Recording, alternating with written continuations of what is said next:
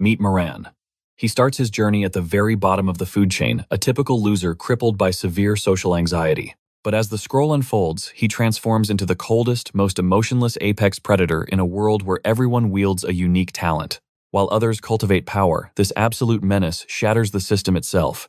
He devours monsters, stealing their abilities and stacking them infinitely. And watching his back is Chief Kang, a warrior goddess with abs of steel and a presence that demands absolute submission. You might think Maru has walked a flower path, but reality is far crueler. The odds are stacked against him like a mountain. In exactly 1 year, the skies will tear open. Monsters will rain down, plunging humanity into an era of chaos, and only he can stop the end of days. But before the world burns, let us rewind the clock. Our tale begins deep within a restricted zone, a camp swallowed by the silence of the forest. A lone survivor crawls on the earth, his shirt stained crimson. Before him lies a gruesome tableau, his companions slaughtered in cold blood. In his desperation, he whispers of a horror hidden within the yellow dust. A silhouette emerges from the haze, dragging a colossal blade. The weapon is drenched in gore, ominous bells chiming at its tip. The boy pleads for salvation, but the shadows are not merciful. A nightmare leaps from the brush, claws seize his ankle, dragging him screaming into the smoke. Only a trail of despair remains. Moments later, his lifeless shell is discovered. A squad of elites looks down at the corpse, their expressions cold and calculating. One agent sighs, noting another casualty for the report. But the black-haired leader analyzes the footprints, sensing the ticking clock. They need to act before the trail goes cold. Suddenly, the stunning female officer picks up a sound. The flowing of water. No, something else. The team turns. She steps forward, hand sliding into her pocket. With a swift motion, she draws a blade and slices her own palm. The steel drinks her vitality. Her blood resonates with the weapon, defying gravity as it crawls up her arm like a living crimson serpent. The glasses-wearing agent points toward the swirling dust. It is coming, he warns. The tension creates a suffocating pressure. I will handle this, she declares. The small knife devours her aura, expanding instantly into a massive claymore-sized blade on her back. This is the power of the Yellow Dust Task Force. But far away from this bloodshed, a different kind of battle is taking place. Deep within the concrete jungle of Sioux City, the ultimate ordeal awaits. A public service job interview. Candidates wait like cattle for the slaughter. In the restroom, one man trembles violently, convinced his end is near. He wants to flee, to retreat to safety. His heart hammers against his ribs like a war drum, threatening to burst from his chest. Impossible, he gasps. He splashes cold water on his face, a desperate attempt to wash away the fear. He recites a mantra of courage. I can do this, he lies to himself. He downs a handful of pills. There are too many, but at least they dull the edge of his panic. Suddenly his gaze drifts. A small bird descends onto a branch outside the window. The tiny creature locks eyes with him. Silence stretches. Then the bird's eye widens unnaturally. What are you staring at? It chirps. You are completely screwed. Yet our hero isn't fazed by the talking animal. He sighs, realizing his panic attacks have reached a disastrous new level of hallucination. As he heads to the slaughterhouse, the interview room, a news report flashes. 4 campers missing in Gyeonggi province. He walks the corridor of doom. This is Maru Han, 29 years old. The definition of mediocre. He is the ultimate background character. Average grades, a third-rate university, and currently fighting a losing battle against unemployment. And his mother, terrifying. I honestly cannot tell what is larger, her maternal love or her bone-crushing jawline. For 5 long years, he has chased the dream of becoming a civil servant. This is the first time he has ever reached the final boss, the interview. The door opens. A staff member calls his name. He shoots up like a spring, shouting "Here" with desperate enthusiasm. This time, surely, he thinks. He marches into the room like a rusty robot, convincing himself this will be a walk in the park, until he locks eyes with the interviewer. The man behind the laptop stares with the intensity of a predator. Maru swallows his fear. The question is launched. Why do you seek to become a civil servant? Maru panics. He shouts his rehearsed answer. To serve the community, to help society. But his inner voice screams the truth. What he really wants is stability. A paycheck that doesn't bounce. A boring, safe life with absolutely zero adventures. The interviewer presses on. What would you do if you witnessed a superior committing corruption? Maru replies, I would honestly point out their error and seek a solution while remaining flexible and positive. He knows the game. If he says he'd ignore it, he fails. So he lies through his teeth, pretending he has a spine. The final question. How are your interpersonal skills? With a bright, confident smile, Maru prepares his answer. I am garbage at it, he announces cheerfully. I get stressed, I cannot communicate, and I was bullied relentlessly for my panic attacks. Wait. That wasn't the script. In his mind, he was the life of the party, a social butterfly with 1,000 friends. The interviewer stares in confusion. The fool freezes, realizing he just vocalized his darkest insecurities instead of the lie. Desperate to save face, he scrambled for words, but his mind was blank. The interviewer cleared his throat, the sound echoing like a judge's gavel, and moved to the final hurdle. Light glinted off his glasses in that ominous anime style, as he asked how Maru handled the darkest, most agonizing moment of his existence. Looking like a deer in headlights, Maru lied through his teeth. He claimed life had been a breeze, pretending he hadn't walked through fire. But the interviewer wasn't buying it. He pressed harder, demanding a single struggle. Maru, his insides twisting like a pretzel, finally cracked. His mind went blank, save for one scar. "Nothing comes to mind," he stammered, "except that day in the mountains with my father." Instantly, a dormant nightmare clawed its way to the surface. He saw the cursed yellow mist. His heart hammered against his ribs like a war drum as he recalled the abyssal beast with eyes of burning gold, staring into his soul. His breath turned shallow. The monstrosity looming in his memory had a crown of unblinking eyes sprouting from its head, standing over a mountain of bloody corpses. Maru had been just a child, a helpless witness to the apocalypse. Back in the office, reality began to mutter, "Fracture." His vision swam in a haze of panic, and the chair betrayed him, tipping backward into the void. He hit the floor, staring at the brand, spinning ceiling as the world dissolved. The interviewer loomed over him, shouting Mr. Han and shaking him, but the voice sounded miles away. Panic clawed at his throat. He tried to suppress the rising bile, but his body rebelled. It was too late. He unleashed a torrent all over the interviewer. Cut to the aftermath, Maru sprawled on his bed, wishing for the earth to swallow him whole. A total disaster. The interview was dead in the water. No job, no girlfriend, no friends, just the crushing weight of a failed existence. How was he supposed to live a normal life with this curse? Suddenly, a thunderous knock shook the door. He froze. Who could it be? Disheveled and broken, he stumbled to the entrance. He swung the door open, asking, "What is it?" and found himself facing a titan. Was this a woman or a deity of war? The towering figure demanded to know why he delayed. He called her mom, but the aura she radiated was overwhelming. She stepped into the room 3 meters of pure muscle, built like a legendary martial artist from a shonen manga. Yet beneath that iron exterior beat a mother's heart. She had come to deliver supplies. He thanked her, his eyes searching for protein, asking if she brought meat to fuel his weary body. No such luck. Just kimchi and beans. She replied with a jawline sharp enough to cut glass a physique that would shame professional bodybuilders. Her sharp gaze swept the room. Instant noodle cups, stained napkins, empty soda bottles, the natural habitat of a man who had given up. He sat there, posture crooked but stomach full. Sighing, she began to tidy the chaos, questioning how her son could live in such filth. He promised to clean later, but she cut to the chase. How did the interview go? The question pierced him like an arrow. Critical hit. Maru slumped to the floor, his soul leaving his body. There was no way he could confess that he had vomited on a potential employer. He muttered to himself, hiding the shame. His mother crossed her massive arms and delivered a hearty smack to his back, nearly sending him flying. "If you fail, you try again," she declared. While he wallowed in misery, she continued to scrub away the filth of his depression. A while later, she handed him an allowance. Tears welled in his eyes at her kindness, but his pride flared. "I'm an adult," he protested. "I need to work." But then she flexed. Her arm expanded, muscles rippling with terrifying power. He snatched the money instantly. Argument over. She scratched her granite chin. "If you failed," she mused, "then the shaman was right." She dropped a spiritual bombshell. He had to visit the mountain. Terror washed over him, but the scene shifted instantly. He stood under the blazing sun, sweating in a sweater and pants a true shut-in's fashion sense. He wondered how many years had passed since he last stood on this cursed ground. He never thought he'd return. Standing before the mountain where his destiny was shattered, the memories flooded back. He recalled his mother's words. She had consulted a top-tier shaman about why he couldn't land a job to save his life. The verdict. It wasn't anxiety or ADHD. It was spiritual. His father, who vanished 20 years ago, had left a scar on his fate. A spiritual barrier tainted his soul. Until it was cleansed, the shaman warned the universe would block his path at every turn. To ever become a public servant, he had to appease his father's restless spirit with an offering on this very mountain. The hike was grueling. Time stretched endlessly as he trudged upward, wondering if the destination even existed anymore. Finally, a gate appeared. "This is it," he whispered. He pushed it open but paused, sensing a disturbance in the air. A flicker of movement caught his eye. A transparent figure stood there, an exact copy of his younger self. A phantom of the past. The spectral boy rushed toward the old house, pushing the door open.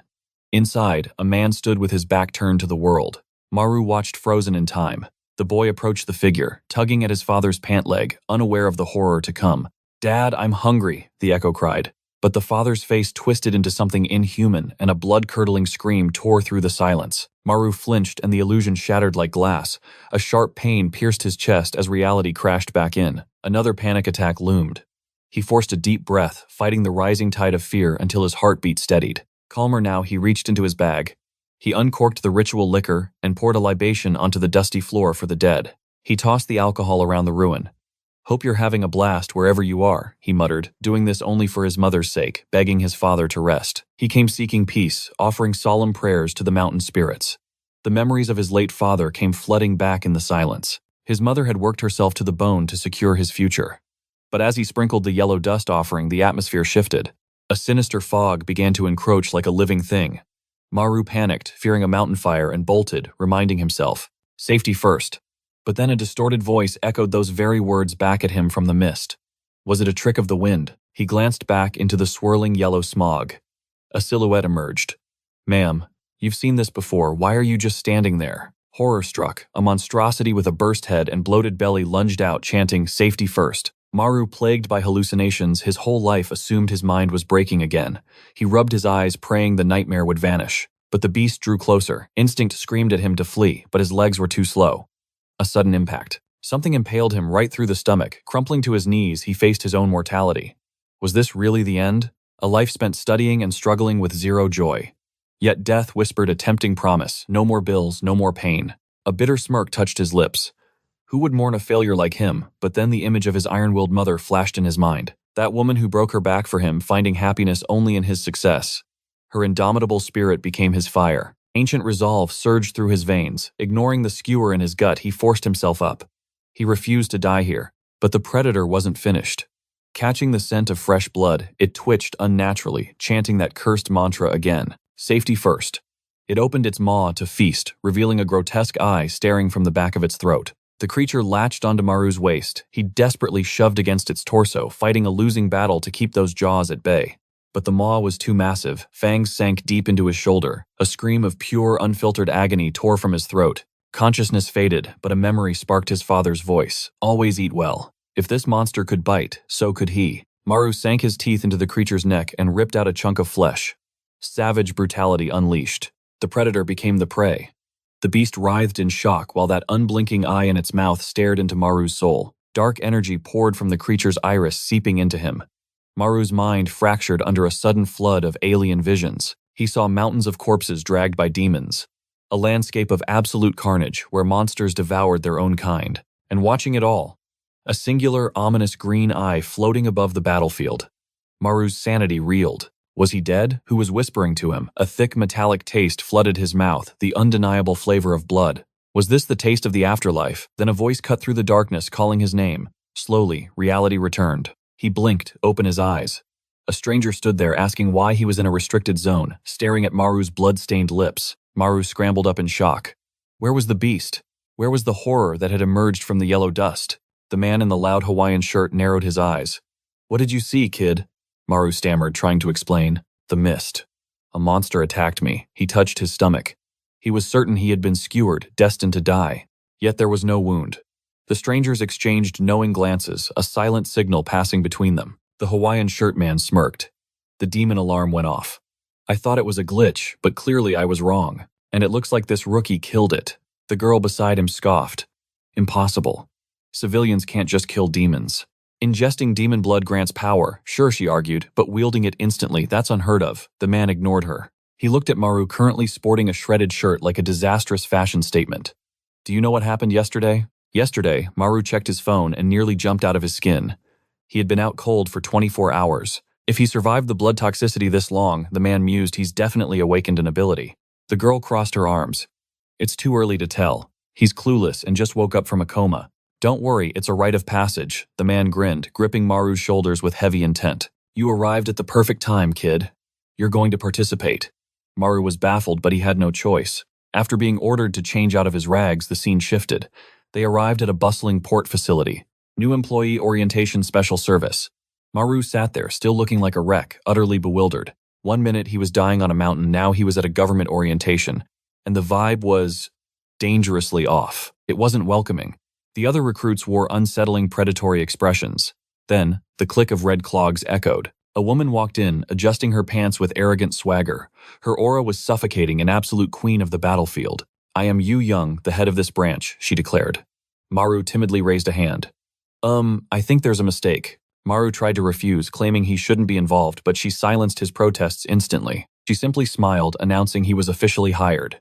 The poor guy stood there, completely dumbfounded by this woman's insanity. Without skipping a beat, she continued her orientation, declaring that everyone present was now part of the elite. They were the special task force of this facility. Their sacred duty: to protect human lives above all else. However, a shadow hung over this duty. They were forbidden from revealing their identity to family, friends, or lovers. A leak meant violating national security laws, a crime punishable by erasure. Maru swallowed hard, realizing the gravity of his situation. Yuan then shifted to the source of their power. She explained that everyone here had awakened demon abilities this very month.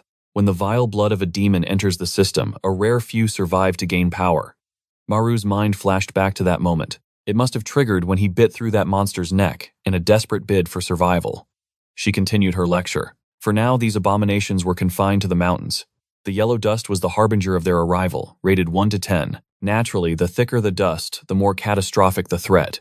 She then summoned Shan Wu, the class prodigy. Since he had inherited power from a level 7 beast, her expectations for him were sky high. The handsome recruit smirked, radiating confidence as he promised to exceed her hopes. Then, her gaze landed on Maru. Her tone shifted. He had only acquired an ability from a level 1 trash mob. She asked what his power was. Still reeling from shock, he admitted he had absolutely no clue. Immediately, some arrogant elite snickered nearby. That smug jerk deserved a bite to the jugular. Or perhaps not. Maru felt a strange urge rising but pushed it down. He ground his teeth, deciding to ignore the mockery. His only goal was to escape this hellhole as soon as possible. Suddenly, a blaring alarm shattered the atmosphere. Yu Young grinned, calling it perfect timing. A demon had appeared.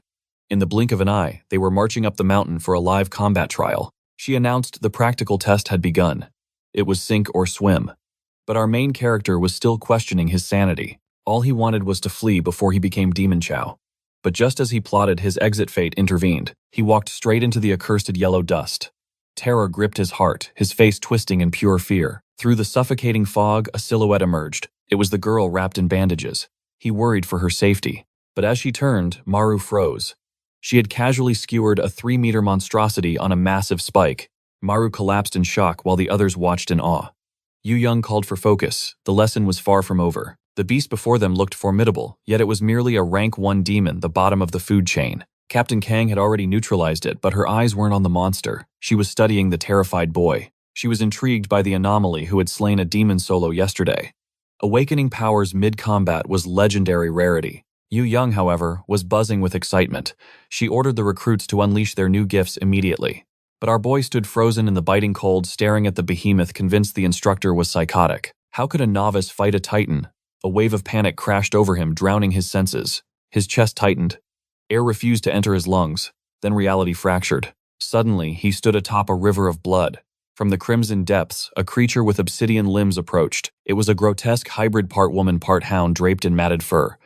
An incarnation of ugliness. Maru stood paralyzed as the entity reached out, grasping his skull. It tilted its head and whispered a single command: eat. It seems our protagonist has a beast sealed within him. But unlike a hero, he wasn't powering up. He was losing control. Back in reality, while others trembled, Maru was practically drooling. He muttered about hunger, eyes glazed over. This wasn't normal appetite. Thick saliva dripped from his lips like a starving predator. A hand shook his shoulder. It was Shan Wu, asking if he was laughing from sheer terror. Maru blinked, his voice flat as he denied it. I swear this pretty boy is begging for a beating, calling Maru pathetic while standing next to a ticking time bomb. If Maru really is turning into a ghoul, Shan Wu might look delicious. Maru shook his head, wondering where that hunger came from. At the summit, Yu Young demanded their attention. Before the slaughter began, they needed to understand the mechanics. She explained that the yellow mist was the demon's exhalation. It was their very essence polluting the air. The stronger the demon, the denser the fog. She drew a combat knife, her expression deadly serious. Slicing her own palm, she prepared to demonstrate the link between blood and power. Demon powers surged with enhanced regeneration inside the mist, making them nearly immortal, yet a fatal wound could still end their existence. They had to tread carefully, for their arcane gifts only awakened within the fog. Outside facing, creatures in the light, they were nothing but fragile, ordinary humans. Sunu, the so-called humble man of Korea, stifled a yawn, asked when the lecture would end. The critical instruction should have come first: how to unleash the dormant power within. He smirked, deciding to test the theory himself. He bit his lip hard.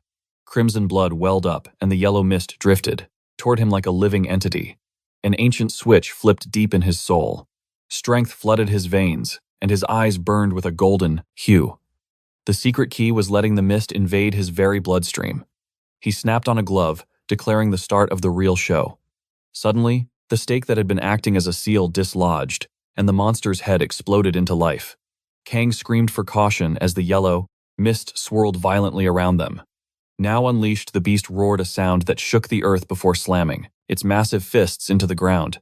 The poor rookies, fresh to this hellish job, were paralyzed with absolute terror. Kang moved to intercept, but Yu Young barked in order to hold her ground. Kang pleaded that this was a death sentence for beginners, but the instructor remained ice cold. This was the perfect crucible for evolution. If they could not survive a level 1 trash mob, they were destined to perish anyway. The monster suddenly twitched, sniffing the air. It locked its predator gaze directly on Maru, who stood frozen like a statue. He panicked, wondering why this abomination had singled him out. Then, without warning, the creature's hand split open and a bone knife shot forth, flying straight at Maru's heart. The velocity was insane. Maru took the impact to his arm, collapsing to the floor in agony. Kang felt a pang of pity as he writhed in pain. He struggled to his feet, arm throbbing, but the monster was already closing the distance, ready to crush him into paste. The beast landed looming over him. Fear met malice as it reached out, but suddenly a nightmare burst from the earth. A monstrous centipede coiled around the creature, choking the life out of the beast. It was staring it down with cold intent. This was Sunu's ability, the demon centipede. For a man obsessed with beauty, his power was a grotesque contradiction. Then the female student struck from the shadows, her blade slicing through the monster's neck. Her art was of the Rojo demon. Whatever the lineage, the result was clear. The monster lost half its brain and screamed toward the heavens, spewing more mist. The girl smirked, claiming victory, but the yellow mist swirled back into the monster's wounds, stitching flesh and bone in seconds. The fool finally realized that the creature's regeneration was overwhelmingly powerful. The monster seized the centipede and ripped it from Sunu's neck, dragging him along since it was fused to his arm. The creature used the connection like a whip, flinging Sunu into the girl. It reeled Sunu back in, crushing him in a vice grip. This beast was petty. Opening its massive maw, it prepared to feast when suddenly a sickening snap echoed inside a glove. The monster's neck twisted violently, mirroring an invisible force, and it dropped Sunu. It made sense now. Sunu wasn't just a flashy pretty boy. The bastard had style. He wielded the curse of the temple demon. The law of equivalent exchange meant when he broke his own bones, he shattered the started Hizan, monster's bones in return. The creature lunged in desperation, but Sunu calmly removed his glove and snapped his own wrist, commanding it to die. Instantly, the monster's neck spiraled and detonated. Its colossal body collapsed, leaving its severed head at his past feet like a trophy. Sunu explained that once a demon's head is severed, it can no longer emit or absorb the mist. That was the end of it. The surviving trainees stood in stunned silence. He commented casually that it was a fine opportunity to test a new theory. But Kang appeared behind him, eyes narrowing. She asked if he had intentionally broken the seal to wake the demon. The kit had villainous potential written all over it. He denied it smoothly. No, of course not. Where was the evidence? But she grabbed his arm, whispering that they could find the truth quickly by breaking his fingers to see if her weapon shattered in response. With that tension peaking, Yu Young clapped her hands, cutting the drama and praising Sunu for a magnificent first attempt. However, one sheep was missing. Our boy had bolted out of the war zone. He wanted no part of this insanity. A job hunting monsters, no way. He craved a peaceful, mundane existence, not a life where he had to battle demons with cursed arts. But fate needed to remind him that he was the protagonist of this saga, so there was no escaping the narrative gravity. Yu Young shook her head, declaring that a coward who flees is not qualified to walk the path of a special agent. Meanwhile, Kang was still processing the anomaly she had witnessed. There were countless targets in the arena, yet the creature had unmistakably chosen him as its primary prey. Yu Young ordered a search party to see if the runner was still breathing. But Kang was the only one who noticed the terrifying detail. Why hadn't the yellow mist dissipated if the leader was truly dead? Dread began to dawn on the others as they asked the same question. Elsewhere, Maru stood before a gate that was leaking an insane concentration of mist. He questioned his cursed luck. At that very moment, a new nightmare manifested. A titan, at least 15 meters tall, rose up, forcing Maru to dive behind a bush in pure terror. Why did fate choose him? Of all the souls desperate to escape, why did he have to stumble into this nightmare? He dared to take another peek, hoping Ed had vanished into thin air. But reality was cruel. The predator was breathing down his neck. Just then, the tech specialist with the dyed hair radioed Kang Channa. That is her name, ladies and gentlemen. She demanded a sitrep. The response was chilling. A level 3 demon had breached the perimeter. Yu Young frowned. This pattern was unnatural. Demons didn't typically swarm like this. Kang demanded coordinates, but we all knew where Ground Zero was, didn't we? Our protagonist was sprinting through the restricted zone, screaming for salvation, while his boots skidded across the treacherous earth. Clumsiness struck at the worst moment. He tripped and tasted the dirt.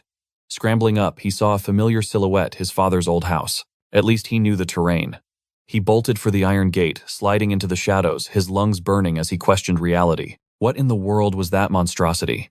He peered through a crack, whispering desperate reassurances that he had lost the tail. But despair hit him instantly. It was right there. Why was this beast so fixated on him? And what were those ominous crystals hovering around it? Suddenly, the squeal of the gate pierced the silence. An elderly figure stepped into the kill zone, confused by the unnatural yellow mist. The poor elder's vision was clouded by cataracts. He couldn't even perceive the 15-meter-tall nightmare looming before him. The creature grinned a predator, ready to snap up an easy meal. Maru watched his heart hammering against his ribs. He had to act. He had to save this civilian. But what could a weakling do against a monster? He was powerless. Then a memory surfaced Yu Young's lecture. Those awakened with demon abilities possessed accelerated regeneration within the mist. However, a fatal blow was still a one-way ticket to the afterlife. His hands shook uncontrollably. Fear paralyzed him. Should he stay hidden? Was his life worth throwing away for a stranger? The instinct to survive was overwhelming. The old man squinted, mistaking the silhouette. "Is that Changuk's mother?" he asked innocently. The monster tilted its head, mimicking the human speech with eerie precision. The old woman stepped closer, scolding the shadow. Then she froze. Fate is cruel, but it is also clear. At this range, even her failing eyes could see the truth. A massive demon stood before her, radiating death. Terror seized her legs as her mind struggled to process the horror. The monster mocked her, repeating her words like a broken record. It raised a finger, and deadly spikes took aim. It unleashed the volley. Blood sprayed across the pavement, but Maru had moved faster than his fear. He had thrown himself into the line of fire. The old woman opened her eyes to find the boy collapsed in her lap, life draining away. "Are you okay?" he wheezed. She nodded, trembling as he slumped against her, missing an arm and riddled with holes. Fighting the encroaching darkness, he urged her to run. Internally, he cursed his wretched luck and his pathetic level 1 rank. His power was as useless as his job applications. This was the end. He was dying, and he hadn't even managed to save her. All he ever wanted was a hero to swoop in and save him. Just once. But as he lay there waiting for the Reaper, the yellow mist didn't kill him. It invaded his wounds. Ancient markings flared to life on his neck, glowing with ominous power. The beast within awakened. With a feral roar, he launched himself at the demon, sinking his teeth into its flesh. Meanwhile, Kang was tearing through the forest. A scream echoed. She smashed through the gate, arriving at a scene of madness. Maru wasn't fighting. He was feasting on the monster's neck. She froze, unable to comprehend the savagery displayed by this rookie. The creature shrieked, grabbing Maru and slamming him into the wall. The boy was barely conscious, but the damage was done. He had swallowed the chunk of flesh whole. The monster roared in fury, realizing a mere human had dared to consume it. The beast tried to retreat, but Kang noticed an anomaly. The wound Maru inflicted. It wasn't regenerating. She didn't know why, and she didn't care. Now was the time for slaughter. She leaped into the sky, intercepting the beast. She snatched one of its floating crystals. Steel Demon Art activate. The crystal morphed into a jagged greatsword in her grip. The monster retaliated, firing a barrage of spikes. Kang spun midair, a whirlwind of steel reflecting every single projectile. The creature flinched, forced to block its own attack. But she was already there, a beautiful angel of death. With a single vertical slash, she cleaved the beast in two. It didn't just die. It crumbled into meaningless dust. The battle ended in silence. Blood rained down, painting the courtyard crimson. She walked to the old woman, checking for life. The trauma had knocked the elder out, but she stirred awake, disoriented. Kang stood there, pristine, the monster's blood having vanished. "Just a wild boar passing through, ma'am," she lied effortlessly, her voice calm and reassuring. The old woman murmured about boars being common pests. Kang smiled, promising to handle the pest control. As the woman thanked her and retreated to safety, Kang's smile dropped. She turned her cold gaze toward Maru. She was consumed by a singular obsession to uncover the truth behind that boy, because she had never witnessed such an anomaly. A level 1 user regenerating an entire arm from absolute nothingness. Impossible. By all theoretical laws of mana, he should have been powerless. Cut to our protagonist, screaming in sheer frustration. He had just received the notification that his shift started tomorrow. But the trauma of that spiked monstrosity that nearly ended. His life was still hauntingly fresh.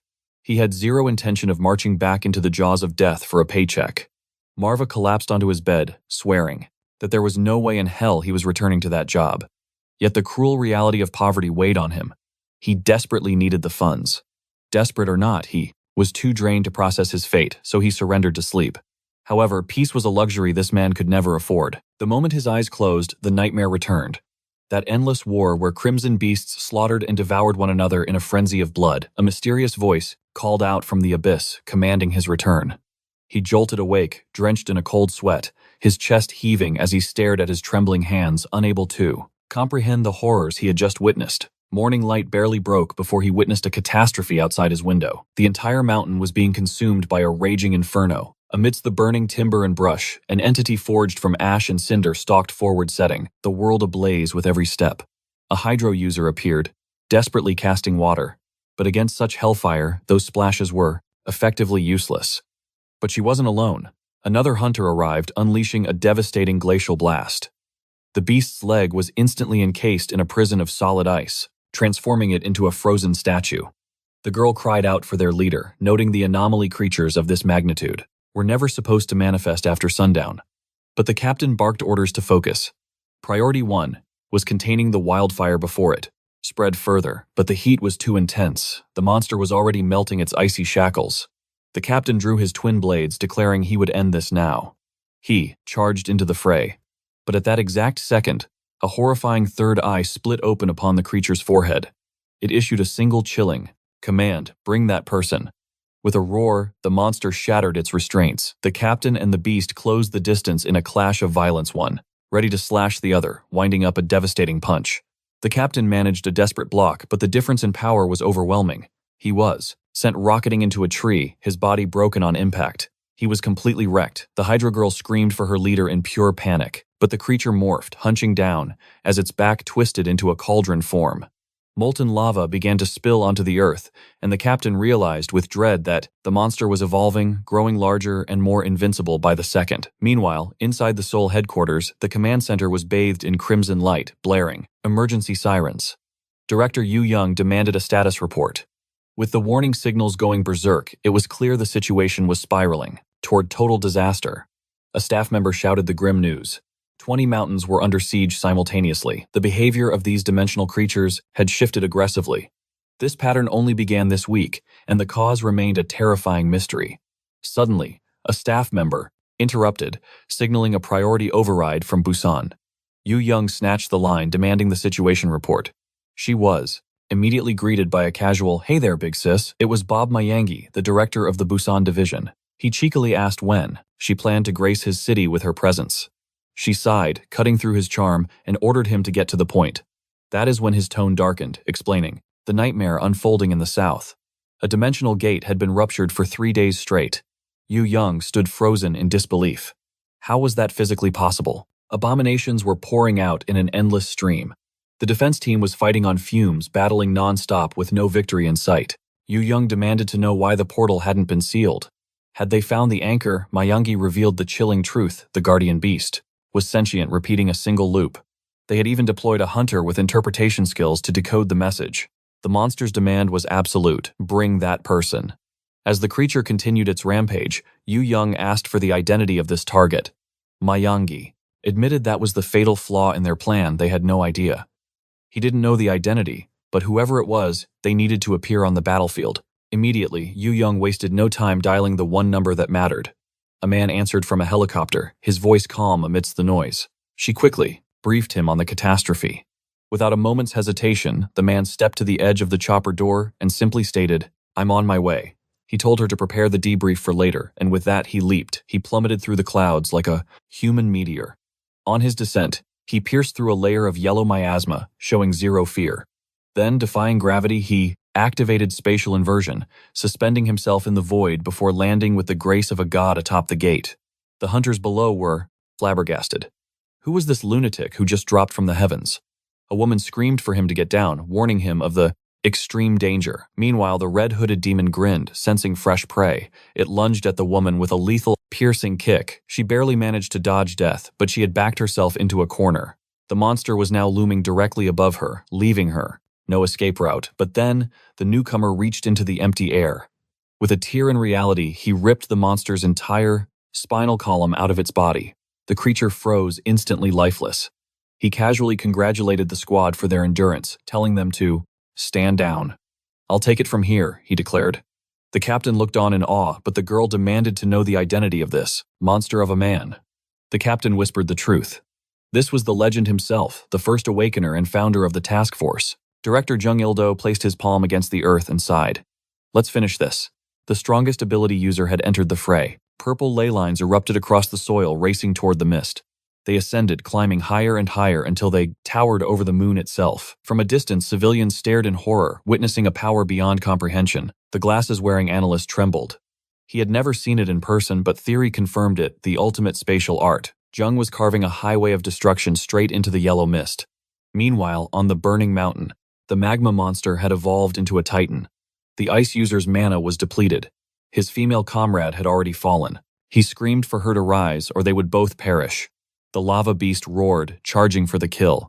Desperately, he conjured a final ice barrier, but the monster smashed through it like glass, sending him flying. The attacks were relentless. His shield shattered into dust. He hit the ground, gasping for air, staring death in the face. This was the end.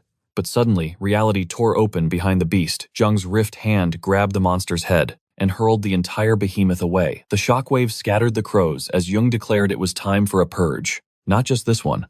All of them.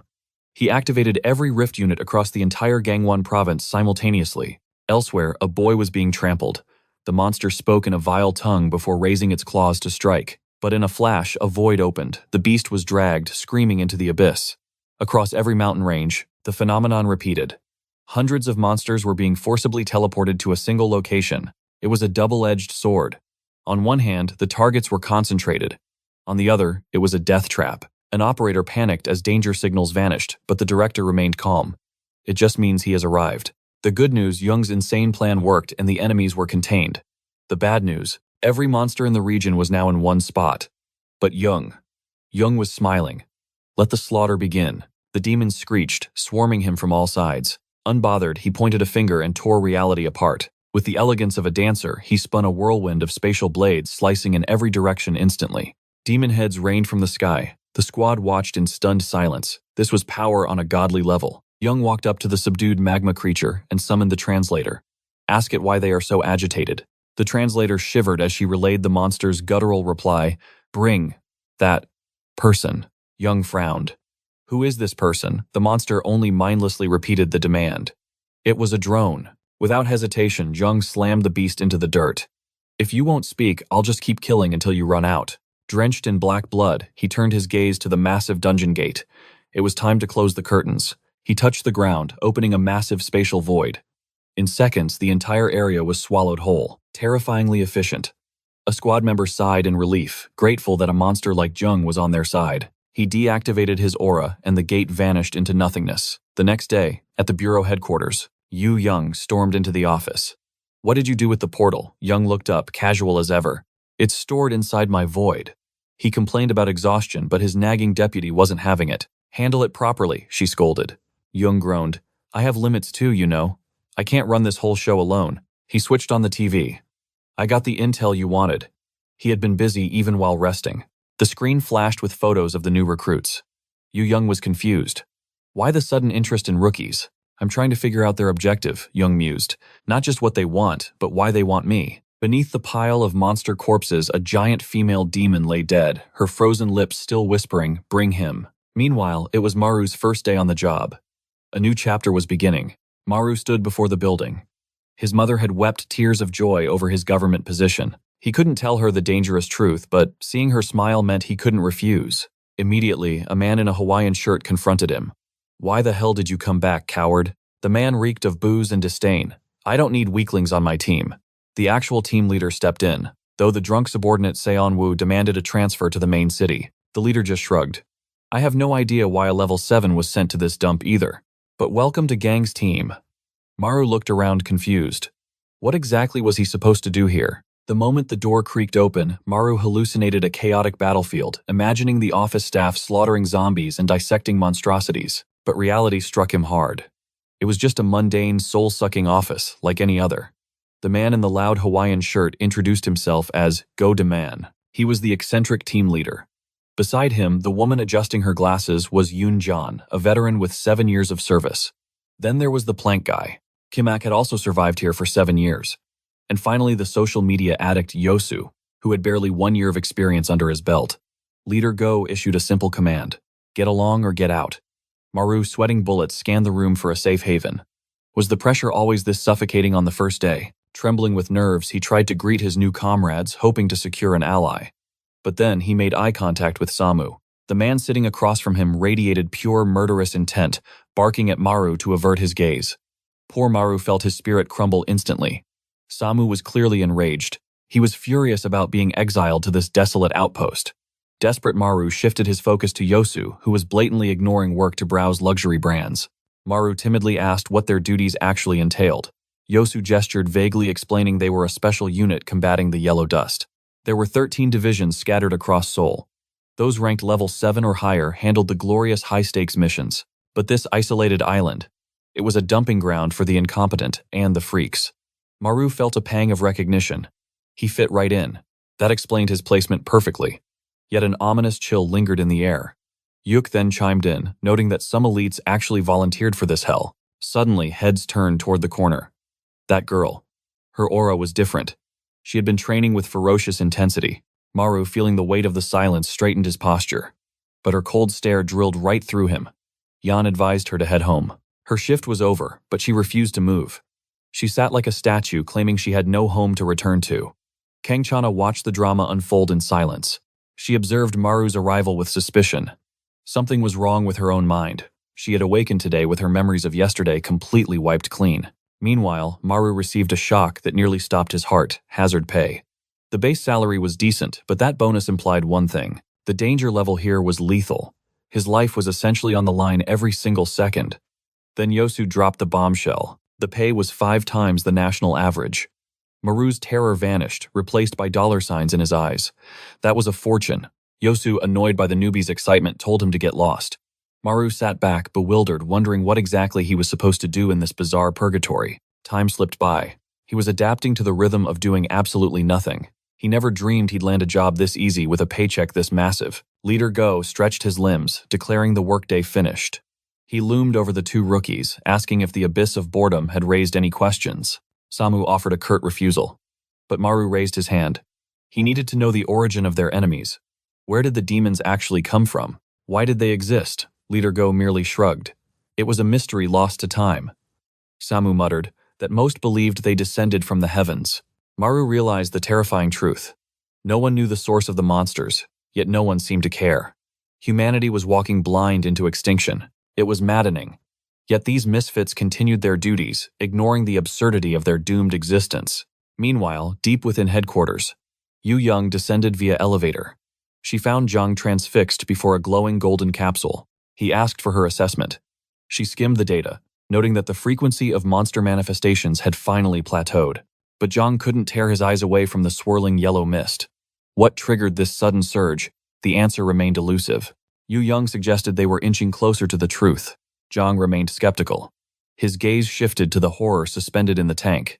A fallen angel, bound upside down, its white hair drifting in the fluid. Zhang murmured his doubts. He ordered a state of maximum vigilance for all leaders. If the lower ranks discovered they had a celestial being in captivity, panic would tear the organization apart. The scene shifted back to the island. Maru was still confused. The team was grilling barbecue, celebrating as if it were their last meal on Earth. They explained the grim reality. This feast wasn't just dinner. It was a coping mechanism.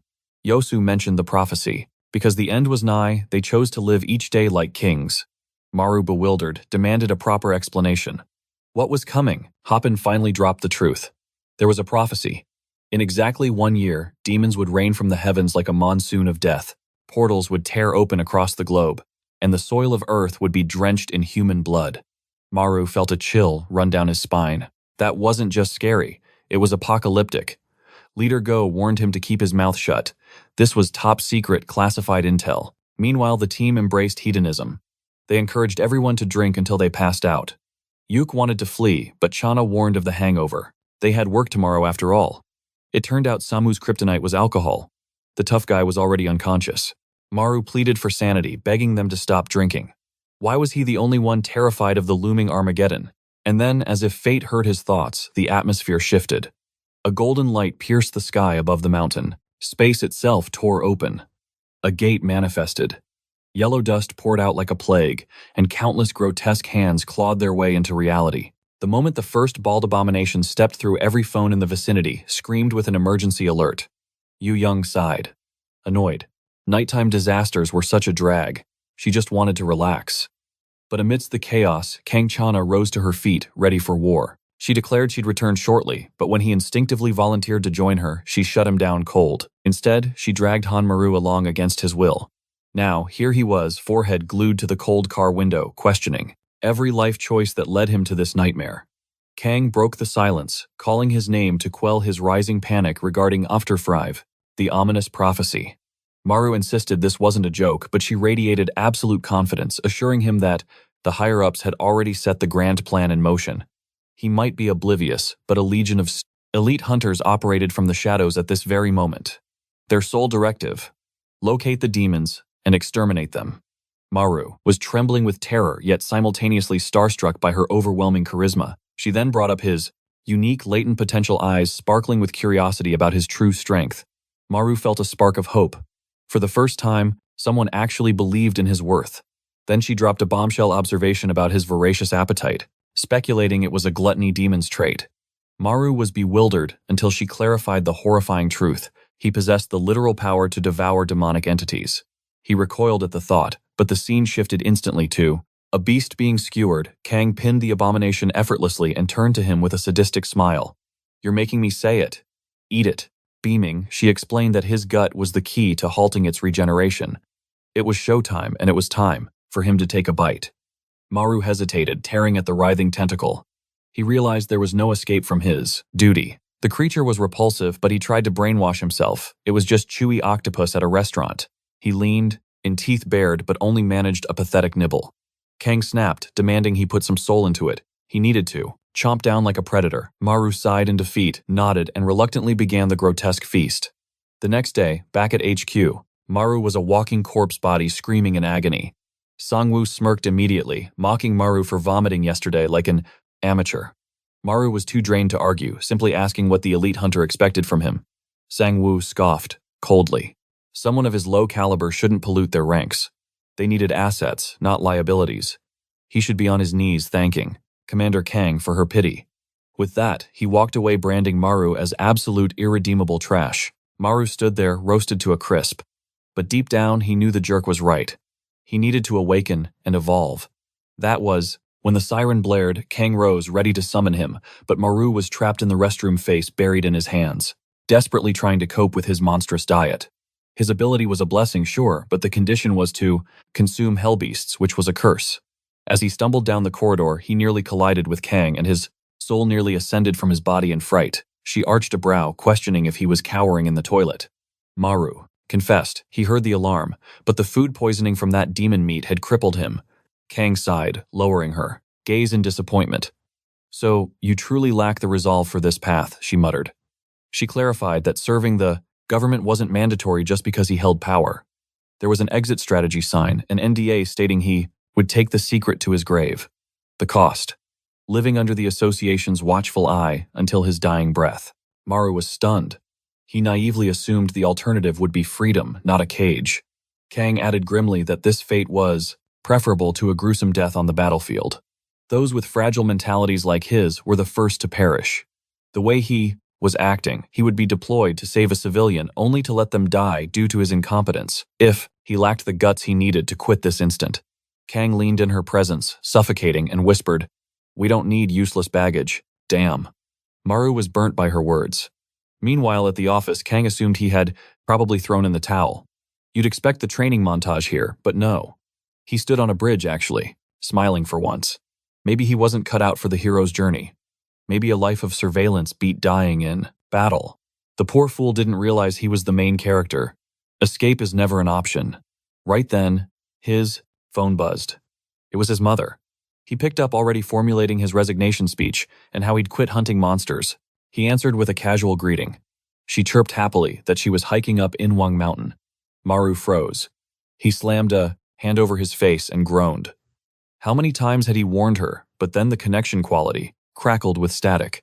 His mother paused, voice trembling, asking why the air was suddenly thick with yellow dust. Instantly, his heart plummeted into the abyss. The line went dead. Oh no. The motivation arc just kicked the door down. At Inwang Mountain, the suppression unit was already on site, bracing for a demonic manifestation. The guards stood paralyzed, dread washing over them. One of them glanced up to witness a nightmare, perched in the branches, feasting on a human arm. A mana crystal glinted ominously on its chest. The creature grinned, its forehead gleaming with malice, while Maru sprinted toward the mountain like a man possessed. But the security team was already annihilated. The level 5 demon was feasting on the rookies, leaving no one standing. Suddenly, a heavy-set woman, the regional leader, crashed onto the scene. She activated her doppelganger technique, ordering the survivors to signal for reinforcements while she held the line. One survivor scrambled for a landline, as cell service was dead in this cursed zone. It was their only lifeline. Back at headquarters, Yu Young stared at the emergency alert, her fingers flying across the keyboard to coordinate a counterattack. The situation was critical. If that level 5 calamity broke through the containment and reached the city, the streets would run red with blood. Time was bleeding away. They had to mobilize immediately. Meanwhile, Maru arrived, but he wasn't just arriving, he was launching himself out of a taxi, dashing toward the entrance. He reached the terrified tour group, his eyes darting frantically for his mother. She wasn't there. Desperate, he begged the guides to let him pass. My mother is in there. But the guide blocked him, trembling about wild animals in the area. Wild animals. Don't make me laugh. Maru knew the scent of the abyss. While the guards were distracted, securing the main gate, he scaled the mountain from the blind side. It was the most dangerous route, but the fastest. As he climbed, he sent a silent prayer to the heavens for his mother's life. Deep within, the thick yellow miasma, someone struggled with a twisted ankle. It was his mother, the absolute matriarch, casually piggybacking an injured woman. She paused, sensing a disturbance in the fog. What in the world, she muttered. A hand reached out, it was Maru. He emerged, gasping for air. His mother spun around, eyes wide. How on earth did you track me down? He explained. He saw her social media update. She immediately tried to pivot to his new government job, but he cut her off.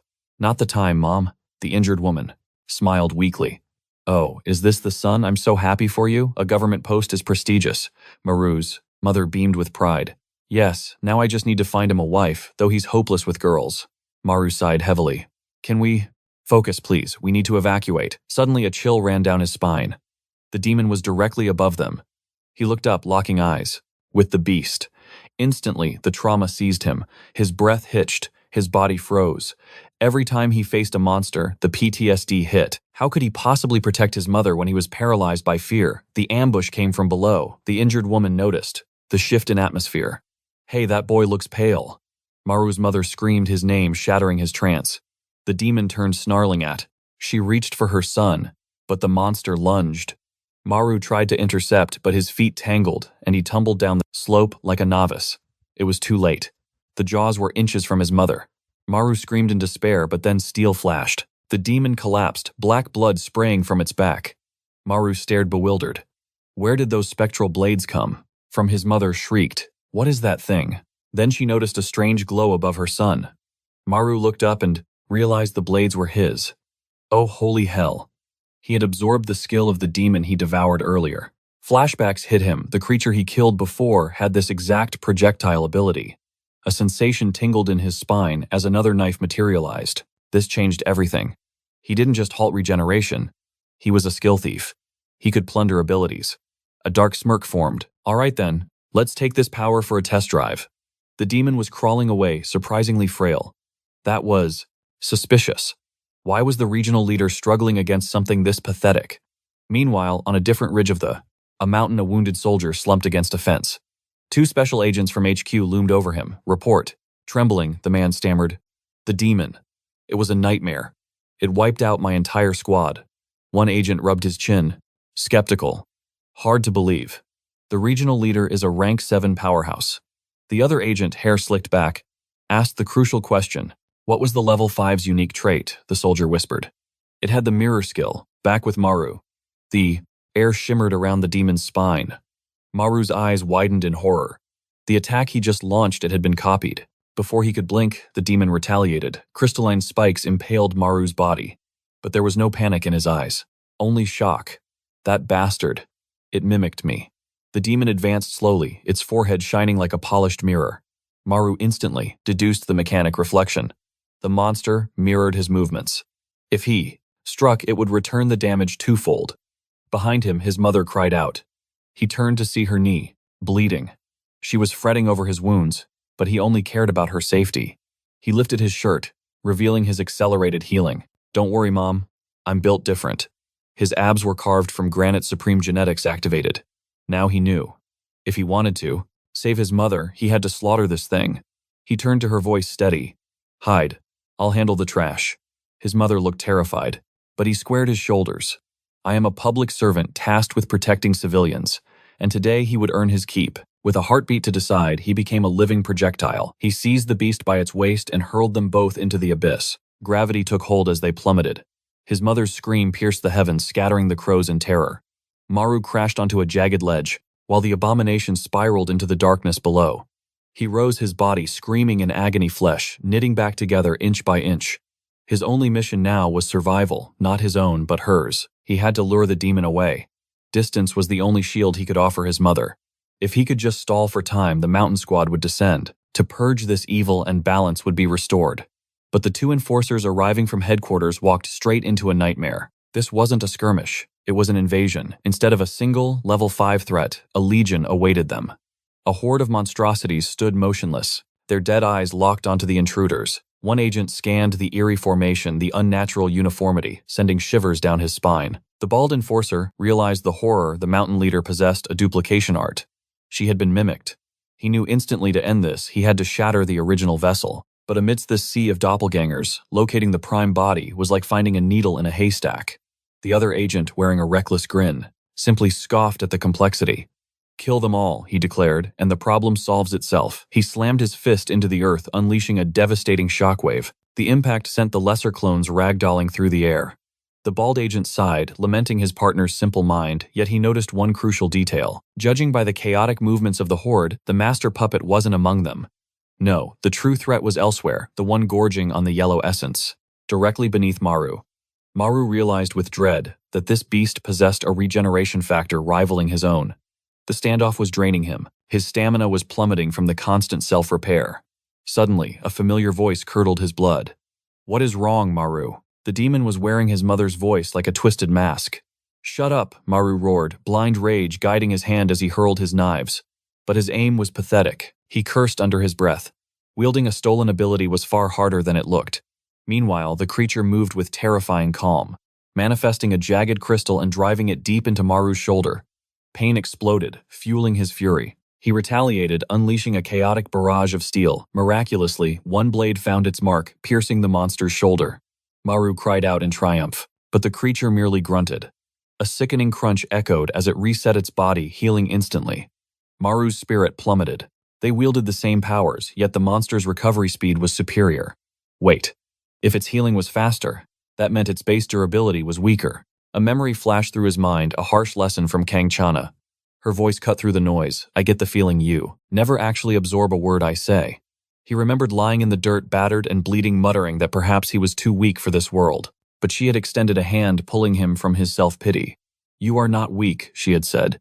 You are just terrified of the pain. He had to accept the truth. Inside, the yellow mist flesh knitted back together. The agony was real, yes, but it was temporary. And to fuel that healing, he had to devour these demons.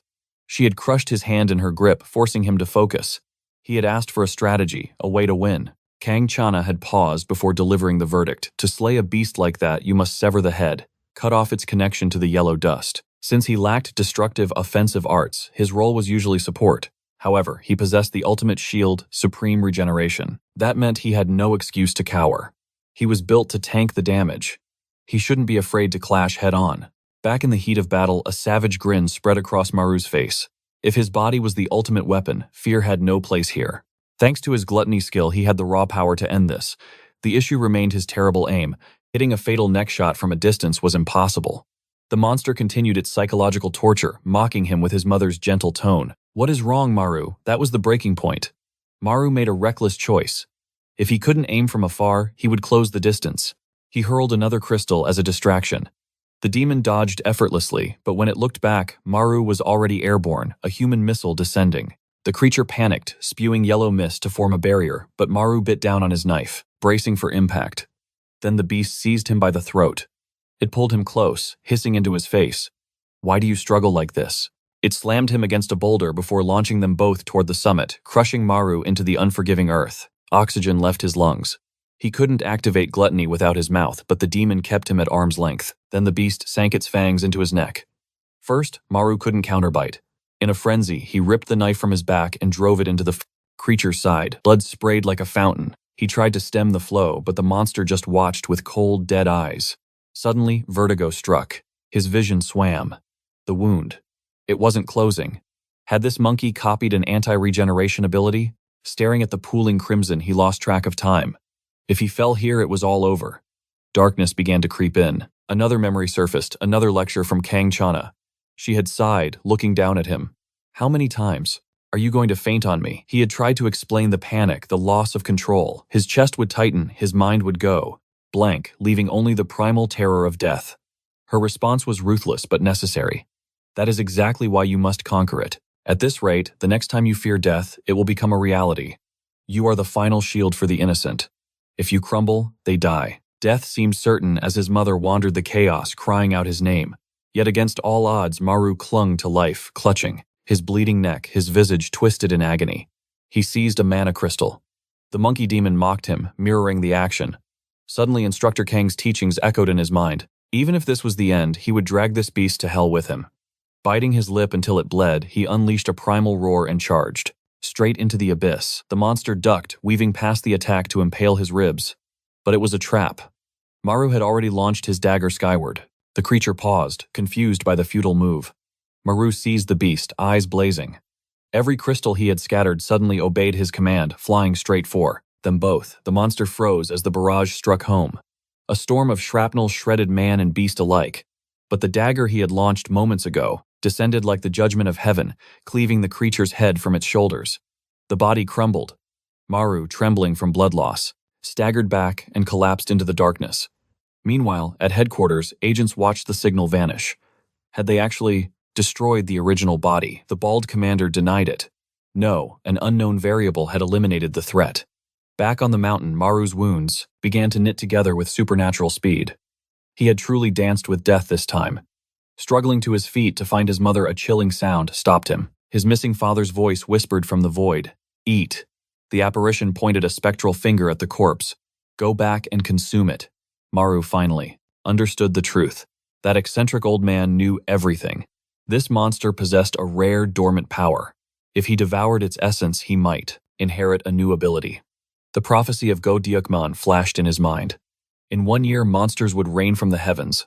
Fueled by the burning desire to become a shield for his mother, he approached the carcass.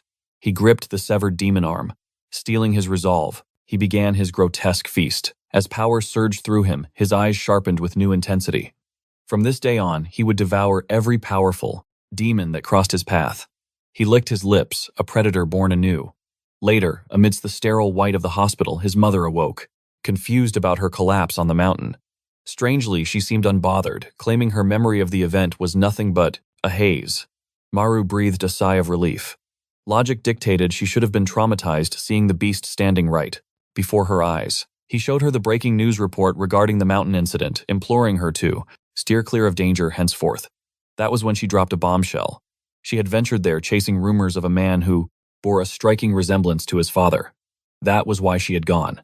The gears in Maru's mind began to turn, connecting the sinister dots. His father had also vanished on a mountain.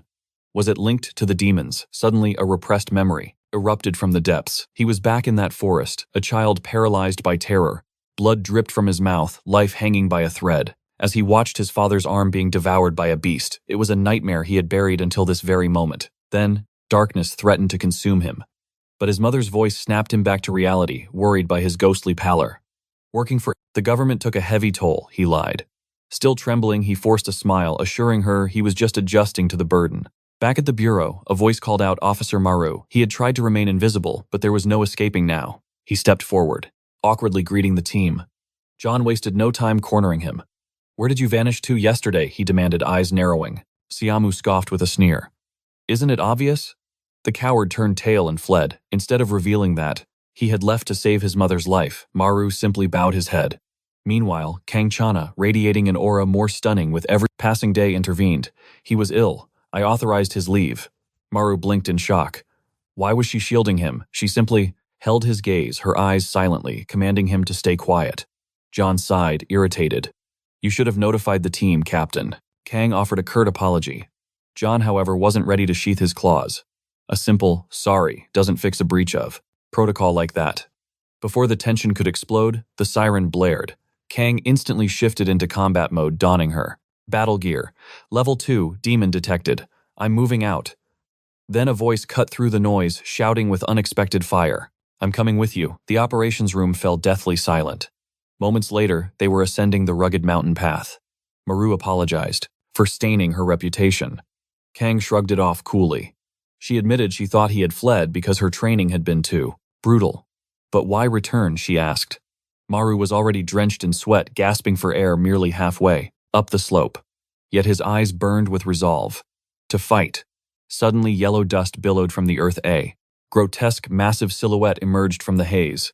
The ground trembled as the beast charged. It was a titan, resembling a gray, obese elder, roaring for blood. Kang Chana drew her weapon. "It's a level 2, but do not underestimate it. Remember, an elite squad was annihilated by a mere level 5. Maru froze. He knew exactly which monster she meant. The very one he had slaughtered yesterday. Then the team's social media addict casually chimed in. "Those guys got lucky. HQ handled it. The main branch only deploys level 7 agents, so they're on a godlike tier." Maru hesitated, heart pounding. Should he speak? Should he reveal that the level 7 agent was actually him? The problem wasn't just his early departure yesterday. Explaining that would take ages. But deep down, he craved acknowledgement. He desperately wanted him to realize that he had poured his blood and sweat into this too. But before he could utter a word, Kang's voice cut through. "What in the world is that demon doing?" The creature stood there, hands tucked deep under its arms, vigorously scratching its pits. "Fall back," someone screamed in terror. Yet, defying all logic, Maru took a bold step toward the beast and declared, "There is no need. I will handle this." Kang stared, genuinely baffled. Since when did a measly level 1 user believe they could challenge a level 2 threat? Maru pointed a thumb at his chest. "That level 1 user is me." He faced the abomination, then coolly slicked back his hair. It was time to demonstrate just how much he had evolved since slaying the beast on the mountain. He mirrored the monster's stance and began scratching his own armpits. "I am not a useless burden to this team anymore." Instantly, a horrific soul-crushing stench flooded the air. The moan of the monster was pitiful. It sniffed, screamed in pure terror, and tried to flee. That was supposed to be its times ability. Even Maru felt a wave of nausea at what he had done. Still, he grit his teeth and rushed in for a brawl. "I am not losing to trash like this." His fist connected squarely with its stomach, forcing the creature to stumble back. Yosu, meanwhile, frantically covered his nose, gagging. "This isn't a fight, it is biological warfare." Kang Cha was dizzy, swaying on her feet. How could a level 7 hunter be brought to her knees like this? Maru kept flailing, his arms locked in a high-intensity slap battle with the beast. The creature wailed, realizing its own foul power was being used against it. Finally, it vomited, collapsed, and passed out cold. Maru turned to his teammates, flashing a triumphant smile.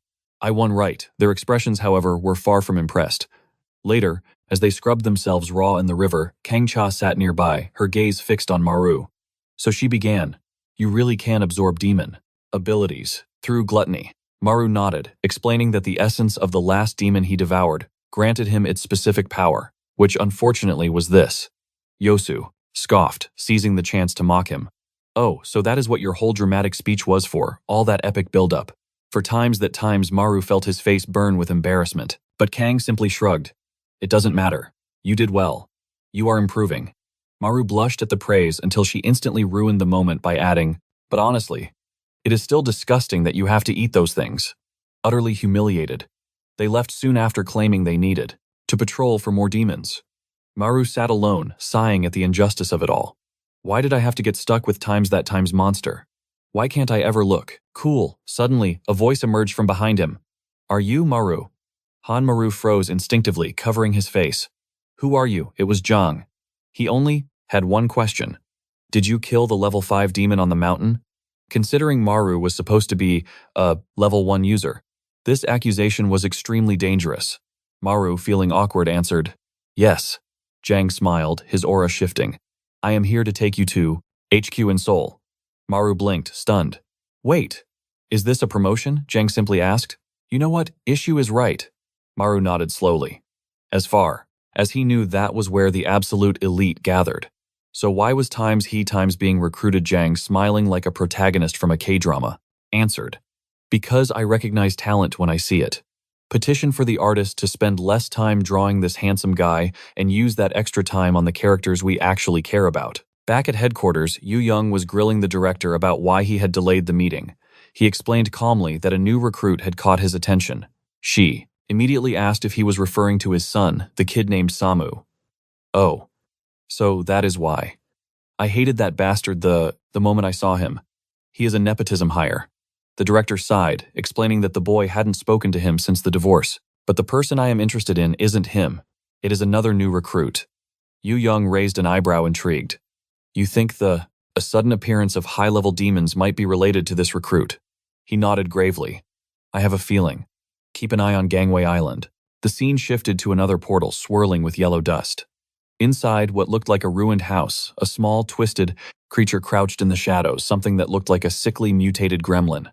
Back at the police station, Maru was grinning like an idiot, absolutely thrilled that he had been invited to work at headquarters. This was huge. But then reality struck him hard. If they were calling him there, that meant it was even more dangerous than here. He had to remember safety first. Right now, he was in a beautifully peaceful workplace. Still, it felt damn good to be recognized by someone at the top. Right then, Samu was glaring at him from across the room. "Why have you been walking around with that stupid smile all day?" It was obvious how much this arrogant jerk hated seeing a level 1 weakling enjoying an easy life in this office. But for once, Maru fought back. "You are the incompetent one. You wanted to work at HQ, but you are not there, are you? So you don't have the right to say anything." Samu's face darkened instantly. He stood up, fuming with rage. "Say that again." He wasn't going to sit there and take moral lectures from someone who possessed the legendary ability of stinky armpits. Maru froze. Who the hell leaked that information? He glanced around, locking eyes with Yosu, who started frantically typing away at his computer, pretending to be busy. Maru immediately knew it was that bastard. Feeling the rage of 1,000 suns, he lunged. Yosu instantly bolted, running for his life. Meanwhile, Chief Godman was laughing his head off while Jiwan shouted for everyone to stop bullying Maru. Maru sighed, relieved. "Jiwan, you really are a good person." Then she clapped her hands with a bright smile and said, "At least." Kang breathed a sigh of relief, believing Maru was actually a good person deep down. She clapped her hands together, a smile forming on her lips. "Well, you aren't hiding in the restroom anymore, but you still reek of fear. That is progress." At those words, Maru felt his soul ascend, right out of his body. The humiliation was endless. But what stung even worse was Kang's icy indifference. Even after Maru had saved her that day, she still viewed him as utter trash. Defeated, he stared down at John's contact card. John had told him to reach out the moment he made his choice. Suddenly, Kang stood up, her voice cutting through the air. Level 2 anomaly has materialized." Before Maru could process this, Samu gripped his arm with a manic grin. "I am taking point this time." The man was bored to death. Looking like a bomb ready to detonate if he stayed inside one more second, he spun toward Maru. "You are coming too, rookie. We need some serious team bonding." Later on the mountain trail, the two of them were drenched in sweat under the brutal, unforgiving sun. But when it came to the thrill of the hunt, Samu was vibrating with more excitement than a child meeting a superhero. Maru, however, did not want to spend another heartbeat beside this battle-crazed lunatic. He just wanted to clear the dungeon and go home. Suddenly, Samu froze. "This won't be as simple as you think." Maru followed his gaze. The entire safe house ahead was suffocating in a thick yellow miasma. Maru realized There had to be multiple entities inside. But Samu, blind to caution, ignored him and marched ahead, barking at him to keep up. The gate groaned open with an ominous creak. Maru hesitated at the threshold. His instincts screamed that something was wrong. The density of that yellow dust, it was thick enough to mask a level 4 catastrophe. They stepped inside and Maru whispered that they needed to retreat immediately. Monsters like this could ambush them from the shadows. But Samu just kept walking deeper into the abyss. Finally, they reached a green door. Maru knew. The beast was waiting right behind it. Samu reached for the handle. Locked. Maru jumped in front of him. This is dangerous. We have no idea what is inside. But Samu had already snapped on his combat gloves. If you are too scared to open it, I will just smash it. He twisted his pinky finger, trying a delicate technique to pick the lock. Maru flinched, expecting an explosion, but nothing happened. He stood there, confused, telling Samu to stop acting like an expert when he couldn't even bypass a simple latch. Samu scoffed and leaned in to peer through the keyhole. Sitting in the darkest corner of the room, he spotted it, a scrawny, pathetic-looking devil. Samu shoved Maru aside so the rookie could see the creature trembling in the shadows. Maru muttered that it looked weak, but Samu's voice dropped to a grave whisper. Judge by the aura, not the size. That amount of spiritual pressure. This monster is at least level 7, maybe higher. Terror seized Maru's heart. Why would a calamity that powerful be on this remote island? Samu replied that he had no clue, but a twisted smile spread across his face. Now he understood why his blood was boiling. For years he had been desperate to clash with a true apex predator. Maru had already turned to flee, screaming that this maniac was going to get them killed, and that they needed to call headquarters instantly. He grabbed the front door handle to escape. It wouldn't budge. Panic set in as he slammed his shoulder against the wood. Why won't it open? Why can't we leave? And then the cold realization hit him. This wasn't a mechanical lock. It was a spatial barrier created by the demon inside. Meanwhile, Samu was violently kicking and punching the green door, screaming at the damned shut-in to come out and fight him like a man. Maru, paralyzed by fear, did not want to spend a single second near that demon, and certainly not with this psychopath. He realized with horror that they were facing a hikikomori type, level 7, disaster. The black-haired figure inside just stood there unmoving. Then a voice rasped out, repeating a single mantra. Lonely. So lonely. As the creature chanted, its face began to warp and distort. Samu looked down at his own hand. The bones were completely shattered from his assault, yet the door didn't have a single scratch. What kind of invincible material was this? Desperate Maru grabbed a heavy chair and smashed it against the window, but it bounced off like rubber. It seemed the lonely creature's ability was manifesting a trap house domain. Maru's chest tightened. The walls were closing in, triggering a severe panic attack. He could only pray that the team back at the office would realize they were missing. 2 agonizing hours passed. Maru was furious, wondering if those bastards had completely forgotten their existence. Back at the office, the defense manager suddenly shouted, "We have a problem." Jan looked around, realizing they really had forgotten about the training mission in Busan. The room exploded into chaos. Everyone started frantically flipping through files, trying to salvage the situation. Kang Chana slammed her keyboard, bolted upright, snatched the mission file, and shoved it at the manager. He thanked everyone for their hard work and dismissed them until tomorrow. John sank onto the couch, sighing that after such stress, they deserved a go. Nice coffee and some tranquility. The team relaxed, enjoying a moment of peace, until the realization struck them all at once. Where have those two been for the last 3 hours? The manager paled. This is exactly why you never send a rookie out alone. Suddenly, the goddess of the office, the beautiful and terrifying senior, barked orders through the comms. She told Kang Chana and the others to hold their position. The artist had truly outdone themselves, capturing her divine fury. She stood up, her aura flaring. I am going too. I have a bad feeling about this. She stormed past John, who stared at her with wide eyes. Wait, that location is right next to that place. Are you sure you can handle it? It seemed the girl carried the weight of a heavy trauma. She ignored him, simply commanding them to hurry. If one had to wager $1 trillion, it was a safe bet that demons had slaughtered her family. That was the only thing that could fuel such a murderous determination to kill them all. The scene shifts to the safe house, tension hanging thick in the air as voices cry out through the settling dust. A menacing shadow looms closer. The desperate group screams, begging them to hold the door, but fate is cruel. The heavy door slams shut right in their faces. Safe but terrified, the fools collapse, gasping for air on the floor. Jan demands a sit rep immediately. As the situation is explained, they stand guard by the entrance, realizing a horrifying truth. The demon outside has no intention of leaving. That is when Kang commands everyone to stand back. Blood magic activates. She draws a blade from her very flesh, forming a crimson katana. She strikes with killing intent. But the barrier is impenetrable. Yosu trembles in fear, terrified that even a direct hit didn't leave a single scratch. Jan steps up with a smirk. "Leave it to me." She rolls up her sleeve to reveal a dark, ominous orb embedded in her skin. Summoning technique. A tiny spider named Minnie appears. Go demon spider, but oh no. The lock is too small for the chubby arachnid. Mission failed. Our boy Maru watches her console the rejected spider, thinking she might be the most eccentric one yet. Sanmo turns his frustration on TikTok. Do something, Clockman. But the time user claims he has zero combat ability. Maru seizes the chance to roast him, calling him useless in a fight. But the boy fires back with venom. Look who's talking. Where are all those abilities you absorbed? Why not use the needle power to pick the lock? Tension spikes between them. Our protagonist explains the limitation. The creature is out of range. He's blind here.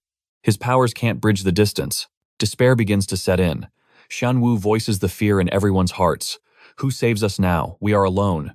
Jan delivers the bad news. The guildmaster is away on a training arc and won't return until tomorrow. Yosuk reminds them of one last hope. Kimmy back is nearby. Suddenly, a chill runs down their spines. The elderly, bespectacled man materializes from thin air. He arrived unnoticed because no one else had returned. The group shudders. This weirdo has zero presence, the ultimate stealth skill. He approaches the lock to inspect it. Jan asks if he can crack it. But suddenly, he drops to the floor and falls asleep. Maru is baffled. Is this the composure of a master, or just a bizarre quirk? Jan admits she has no clue what his actual ability is. She has never seen him fight. The rookies are devastated. Every reinforcement has been utterly useless. Joan claps her hands, trying to rally their spirits. Focus. We find a way out together. But Sahun is drowning in pessimism. We tried everything. It's over. She asks if he is ready to just give up and die. TikTok suggests waiting for the leader. Meanwhile, our boy Maru bites his nails, anxiety gnawing at him. He notices Kang standing frozen in the background. Why is she just staring? Something feels off. Yosu wonders why the demon outside has stopped its assault. Suddenly, the earth groans. A massive tremor shakes the foundation.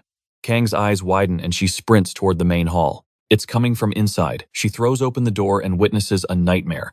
The entire room is shifting. The walls and ceiling are closing in. The house itself is shrinking. Sonu realizes the enemy's trap. It is a spatial compression domain. It will keep shrinking until the entire house is reduced to a single crushed point. Maru realizes the horror. Since the walls are indestructible, they are going to be flattened like pancakes. They need a miracle. Flashback to 4 years ago. The mountains are lush and green. We see a younger, brighter Kang arriving. I'm home, a cheerful greeting. Her little sister runs to embrace her. A picture-perfect family moment. But in this world, happiness is often a prelude to tragedy. The sisters were inseparable, dreaming of the future. They talked of growing old together with Grandma. Kang spots a scribble on the wall. Stop drawing, or Grandma will scold you. But her sister smiled. It's our happy family portrait. That drawing. It was right there on the wall. Back in the present, the wall with the drawing is shrinking. This isn't just a base. It's her childhood home. Rage explodes. She activates her mummy blood art. Summoning a colossal blade, she hacks wildly at the encroaching walls. But the space keeps compressing. Her blade begins to crack. She pushes her limits, burning more life force. Bandages wrap around her as her skin turns deathly gray. Jan screams, "Stop, you'll kill yourself." Maru dives into the chaos. He yanks her back just as her sword shatters and the wall crushes the space. Tears stream down her face as she watches her memories disappear into nothingness. She collapses, completely spent. Giwan tries to rouse her, but our protagonist knows the cost. She fainted from severe blood loss. Maru is confused. Why risk death for a wall? Samu reveals the heart-wrenching truth. This house was her grandmother's legacy. She lost her entire family within these walls. It was the only piece of them she had left. At that moment, Maru finally grasped the heavy burden weighing on her soul. Yos grimly announced that the dimensional compression had paused. But the relief was temporary. They were trapped in a shrinking coffin. Time was ticking before the very walls crushed them into nothingness. Witnessing Kang rip a fragment from the wall with bare hands, Jan recited the ancient martial proverb, "Water dripping on stone eventually pierces through." Hours bled into eternity. The forest echoed with the symphony of their desperate attacks. Ru had achieved the impossible, carving a tiny fissure after 1 billion strikes. Their stamina was drained, their mana cores completely empty. Hope seemed to fade until a blade clattered onto Maru's lap. Samu declared it was his turn to shoulder the burden, dragging his battered body up, dying of thirst but fueled by sheer willpower. But Kang intercepted him, snatching the weapon with a steely gaze. She commanded him to recover his strength, taking the weight of destiny upon herself. She approached the barrier, grinding the blade against the impossible surface. The main character noted the eerie cleanliness of this abandoned estate. It was unnatural for a ruin to be so pristine, proving that someone, or something, had been meticulously maintaining this cursed ground. She revealed the chilling truth. She had been honing her blade, waiting for the return of the demon that slaughtered her kin. Maru questioned her certainty. How could she know the beast would return? Her eyes darkened as she described the entity from that nightmare. It wasn't a mindless beast. A creature with a twisted feminine silhouette had stepped from the gate, freezing her blood with pure terror. But the true horror lay beside it. A second entity approached, possessing a masculine form and an aura of overwhelming dread. These weren't simple monsters. Their eyes held the spark of intelligence, a dark purpose that transcended mere slaughter. If the ancient prophecy held true, the demons would descend once more. Maru finally understood why a high-ranking level 7 user remained on this island. She asked if her cliché backstory disappointed him. But Maru scoffed. He was a pragmatist, trapped by circumstance, driven only by the promise of a fat paycheck. She resumed her assault on the wall, striking with rhythmic fury, predicting his talent would soon land him in the legendary Sioux Guild, where the rewards were astronomical, so he pressed for details. And she revealed she had witnessed the guildmaster scouting him personally. But before the secrets of his potential could be unveiled, the dungeon roared to life. The spatial contraction began once again. Chaos erupted. Screams tore through the air as the team scrambled for the hallway. Maru's mind raced, burning with curiosity about her unfinished sentence. By dawn, their prison had shrunk by half. Exhaustion hung over them like a shroud, the team teetering on the brink of collapse. Yosu declared their survival hinged on the leader, but the man was nowhere to be found. Tension spiked as their hope dwindled. Meanwhile, Kim Yak was still comatose, locked in peaceful slumber while the world ended. The main character's patience finally snapped. While they fought for every breath, this guy was napping. Suddenly the foundations trembled. The final collapse was imminent. They moved to drag the dead weight, but Kim Yak rose like a revenant, his body coated in grotesque fungi, resembling a ghost from the underworld. Panic surged, but Kim Yak simply smiled through the mold, declaring that the trap was finally sprung. The perfect moment had arrived. The door burst open. The creature fled in sheer terror, its body consumed by the parasitic spores. The team shook Kim, demanding answers. He casually revealed his hidden class ability, the mold fungus demon arts, a slow burn curse that guaranteed inevitable death. The team erupted in cheers, praising his genius strategy, while he rubbed his neck in embarrassment. But the veterans remained vigilant. The war wasn't over. The demon wept in agony, until the shadows on its back writhed, a horror show unleashed as a swarm of entities burst from its flesh. Dozens of eyes locked onto the hunters. The lonely monster was a hive mind all along. Maru's blood ran cold at the sight. As the swarm lunged, a crimson thread of fate pulsed from the host. Kang shouted orders, commanding the support to vanish. Activating her zero-presence technique, she faded from perception, becoming a phantom on the battlefield while keeping the aggro. She danced through the horde, her blade singing a song of death. But the hallway was a tactical nightmare, restricting her greatsword's arc. The environment betrayed her, her weapon lodged in the wall, and the swarm capitalized instantly, crawling along the steel like insects. Death loomed over her, but our boy launched himself into the fray, biting into the enemy with feral desperation, risking it all. As the jaws of death closed around him, he thrust his hand toward the heavens. The ceiling began to descend, crushing everything below. But the main character roared in defiance, unleashing his latent power. The mirror ability flared to life, halting the crushing weight with a telekinetic command. His allies gasped in awe, but the battle raged on. Suddenly, a demon's head detonated. Samu had activated his voodoo link. By snapping his own pinky finger, he crushed the enemy's skull, screaming for the level 1 rookie to stay behind the shield. Maru tried to warn him, but the shadows were too fast. Fangs sank into Samu's shoulder, tearing through his defenses from all angles. He was overrun, a mountain of monsters burying him, when suddenly, a massive white blur pierced the chaotic mass. Joan's tiny spider had evolved, transforming into a colossal beast. She stood with eyes closed, mentally commanding the arachnid predator. The tide turned. Kang became a whirlwind of steel. Samu crushed bones with his bare hands. The team synchronized perfectly. Safe inside the barrier, Shanu and our boy locked eyes. sharing a smirk amidst the carnage, admitting that their crazy friends were actually pretty reliable. While others were making fools of themselves, Yan sensed something wrong with the endless flow of monsters. The moment he locates the source, our hero dashes forward, vowing to end this nightmare right now. He commands Kang and Simu to clear a bloody path, diving past the beastly horde and crashing into the secret chamber. Hidden behind a wall of wretched clones, the main body was crouching in the shadows like a coward. He realizes the trick. Every time a clone was struck, a new one spawned. So Maru raises his hands, summoning his power. If you want to hide, stay there forever. He brings the entire ceiling crashing down to crush the summoner. But his power was too effective. The roof collapsed with catastrophic speed, and he desperately reached out for salvation. His friends grabbed him, pulling him from the jaws of death just as the dust settled. The crowd outside erupted in cheers. They praised his magnificent mirror ability, calling it a miracle. But Kang gazed at the ruins with a heavy heart. Memories of her grandmother and brother lingered in that destroyed home. Maru noticed her sorrow and canceled the skill. The battle was over. He turned his gaze to the fallen creature, his predatory instincts taking over as he moved to devour it. The others watched in confusion, but he had done this before. He had to act fast to absorb the lingering yellow mana dust. Channeling the creature's stolen power, he began to manipulate the debris, pushing the broken walls back into place. However, the reconstruction drained the mana dust rapidly, and soon his telekinetic grip faded into nothingness. Kang gently grabbed his arm, whispering that it was enough. Thanks to him, the family drawing was restored on the wall. Back at the office, the chief arrives in high spirits, sensing good fortune only to find the headquarters completely empty. He had traveled all the way to Busan for this legendary bread, yet his subordinates were nowhere to be found. He checks the break room, wondering if those brats were sleeping in.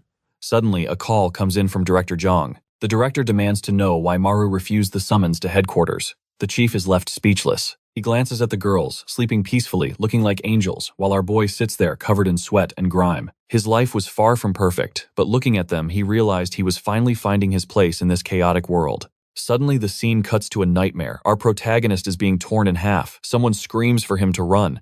But wait, let us rewind the clock 7 hours. That is what I call a massive spoiler, folks. Earlier, our boy was dying of exhaustion, lamenting that earning money as a hunter was harder than fighting demons. Just then, the roar of an engine approaches. Of course it is a Porsche. And driving it is the filthy rich rival, Shan Wu. Shameless as ever, our hero begs for a ride, but the arrogant young master speeds off, leaving him in the dust. The social media addict appears, cursing his jealousy. How does a public servant afford a foreign supercar? Maru sighs, agreeing that the guy is simply an oddball. But then Yok drops some harsh truth.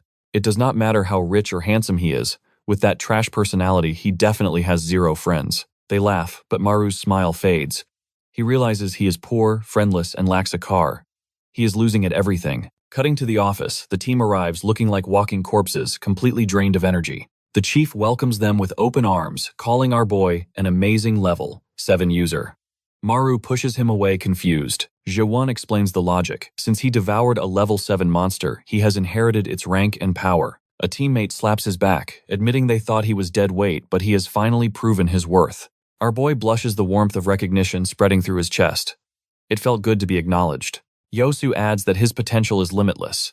A hunter who grows stronger with every meal is unheard of. Suddenly, Shan Wu slams his desk. Work hours have begun. Stop this idle chatter immediately. Our poor hero realizes this petty rival hates him simply because he used to be a weak level 1 user. Now he has to suffer the wrath of a jealous superior. Just then, the beautiful Kang taps his shoulder. Can we speak privately? Outside on the bench, the autumn breeze blows. As he asks what is wrong, she thanks him for restoring her grandmother's house. He scratches his head, humble as always. We are a team after all. But then she turns to him with intense eyes.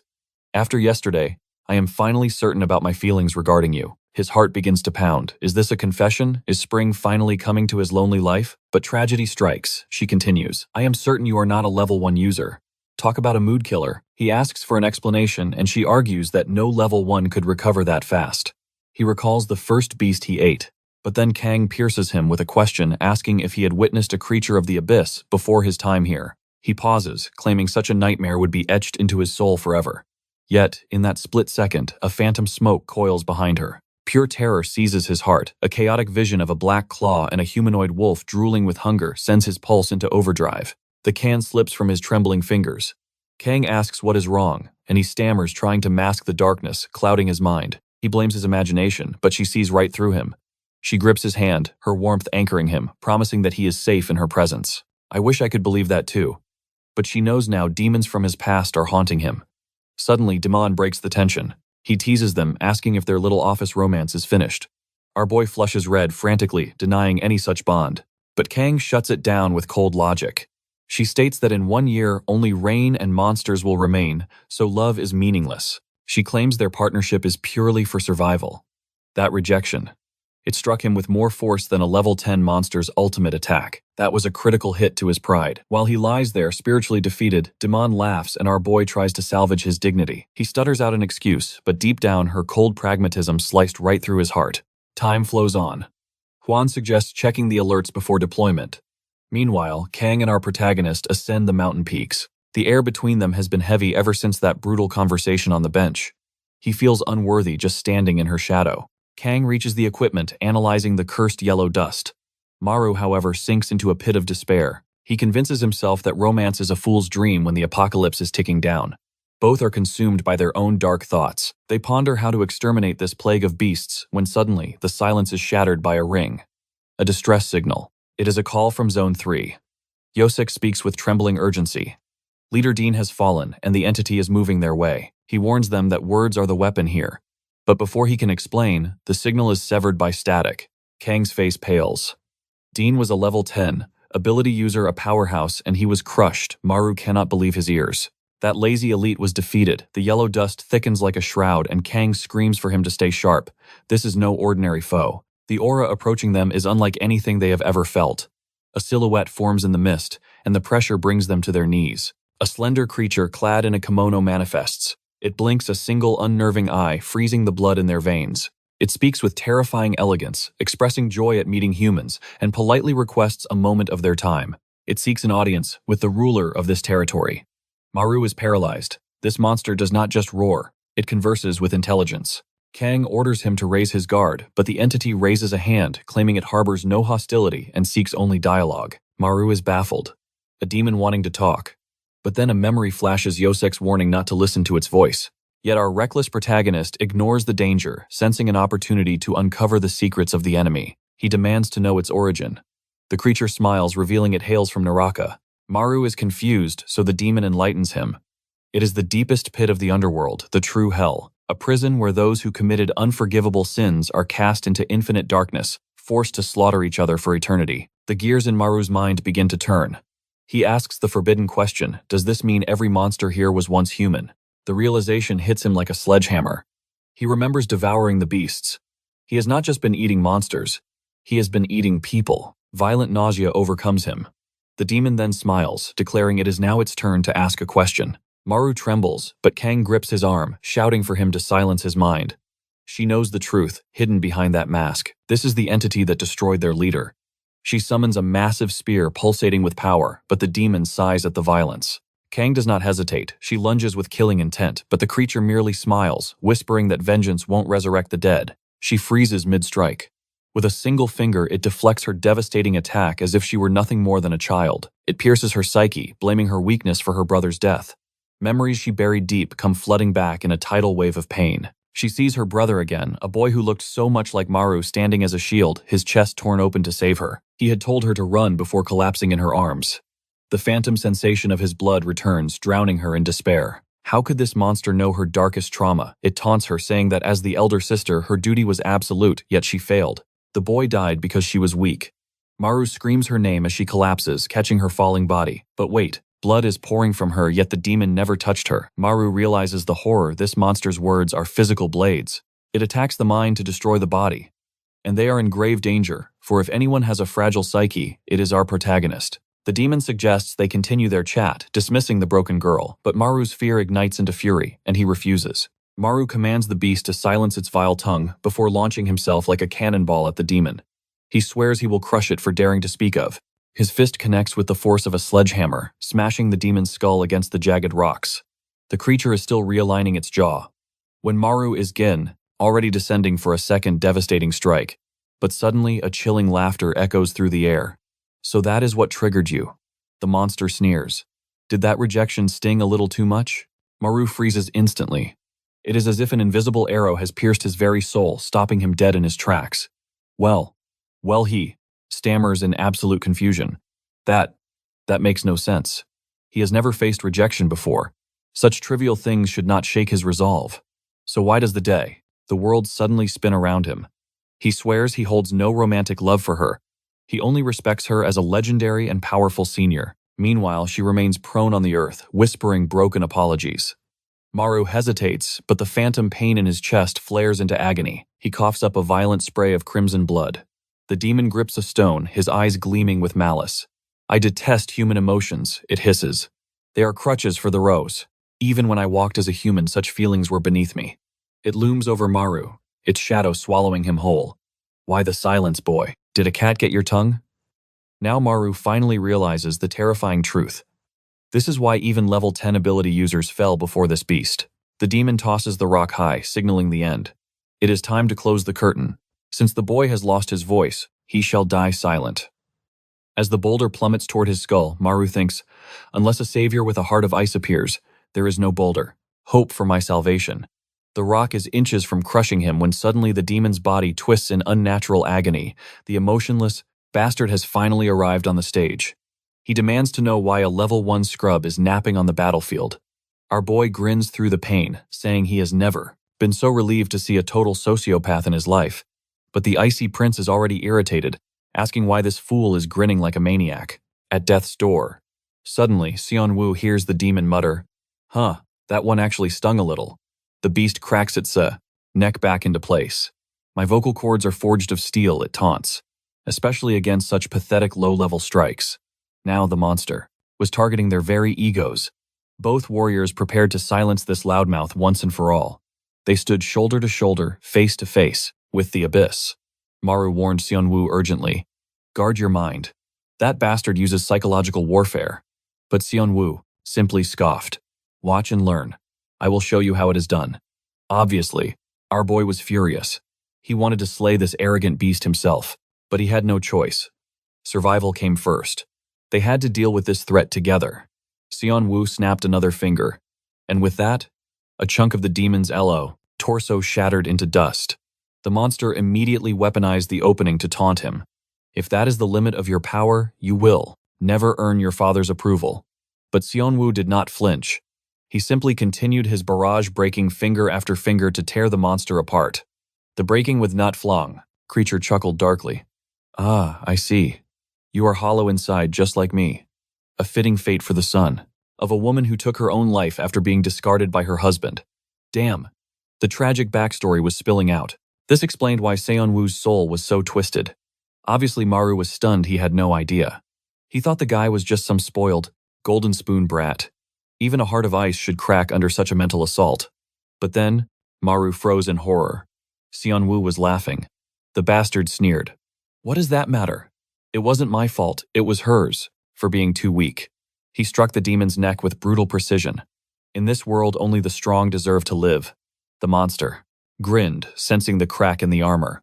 "If that is true, then you are not long for this world. You are far weaker than Han Maru." Now times that time's psychological attack landed a critical hit. But our boy dove in, blocking the lethal strike just in time. "I have decoded its pattern," Maru shouted. "It disorients you with trauma and then fires a blade from its gullet." Right on cue, Kang swooped in like a Valkyrie. Her blade sliced the creature's tongue cleanly off, leaving it writhing in agony. She asked if Maru was safe, and our nonant. The boy was instantly love-struck. As expected, she is magnificent. I am falling for her all over again, just like a fool. But he slapped. His cheeks focus on the battle. He grabbed Seon-woo by the collar, shaking him violently to wake him up. But, damn. Being called weaker than Han Maru had completely shattered his ego. On one hand, our boy felt a surge of pride that someone as elite as Seon-woo was jealous of him, but he stomped on the guy's foot to snap him out of it. Get over it. Being worse than me isn't a death sentence. You might be annoying, but right now you are still cooler than I am. Suddenly, the light returned to Seon-woo's eyes. He scoffed with his usual arrogance. Obviously. After all, you remain nothing but a trash tier level 1. The three warriors turned to face the boss, knowing they had to slay it before nightfall. If the sun set, they would be at a fatal disadvantage. Maru hesitated. How were they supposed to close the distance? If he got too close, that deadly tongue would strike again. But Kang declared, "Now is our chance." For now it cannot speak to cast its spells. However, Seon-woo objected instantly. She is in no condition to fight. Look at the wound on her. Her chest, it refuses to heal. In that split second, Maru made a reckless choice. He bolted to the flank, needing to create an opening against this monster. He started waving his arms wildly like a madman. Hey, you ugly moron, I am right here. The creature turned its gaze toward him. The bait was taken. That was the opening he had been praying for. He screamed at Seon-woo to protect Kang while he unleashed his new power. Power surged through his veins, but the restriction was absolute. His ability only triggered within closed spaces.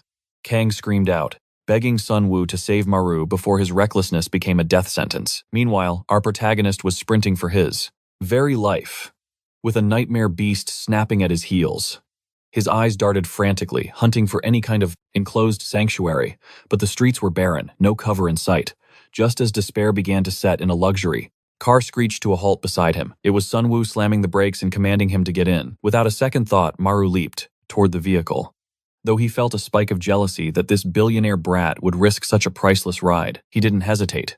He dove through the open sunroof, aiming for safety as the monster closed the distance. The beast lunged, aiming a fatal strike at the car while Maru screamed for Sun-woo to seal the entrance. But this was actually a trap. The creature dove inside and Sun-woo locked the doors tight. The plan was in motion. Maru prepared to escape, thinking the trap was sprung.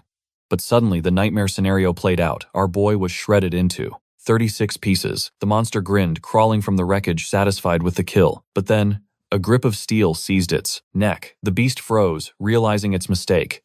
That is when the truth was revealed. The instant he entered the car, Maru had triggered his clone ability. Now a legion of clones swarmed the beast, dragging it back into the darkness, devouring it alive.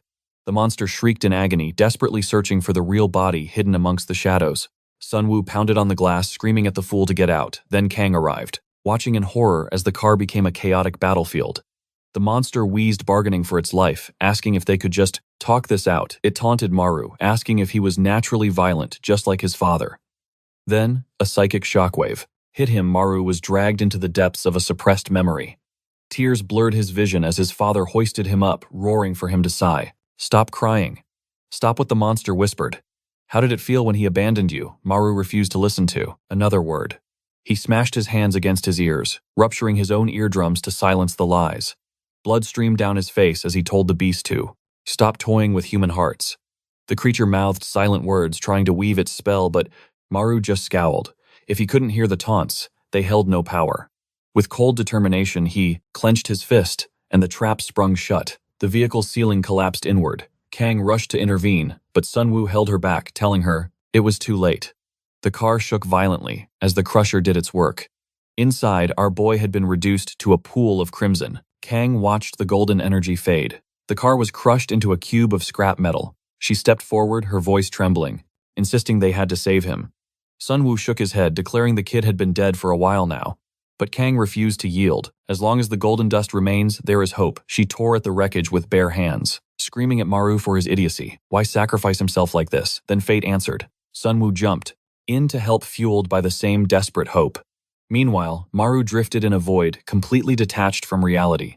He couldn't feel his body, only the grim satisfaction of taking that loud-mouthed monster down with him. Then he tried to recall the creature's silent warning. The abyss was hunting him. He needed to remember the call. As consciousness faded, he wondered, what the hell is the call?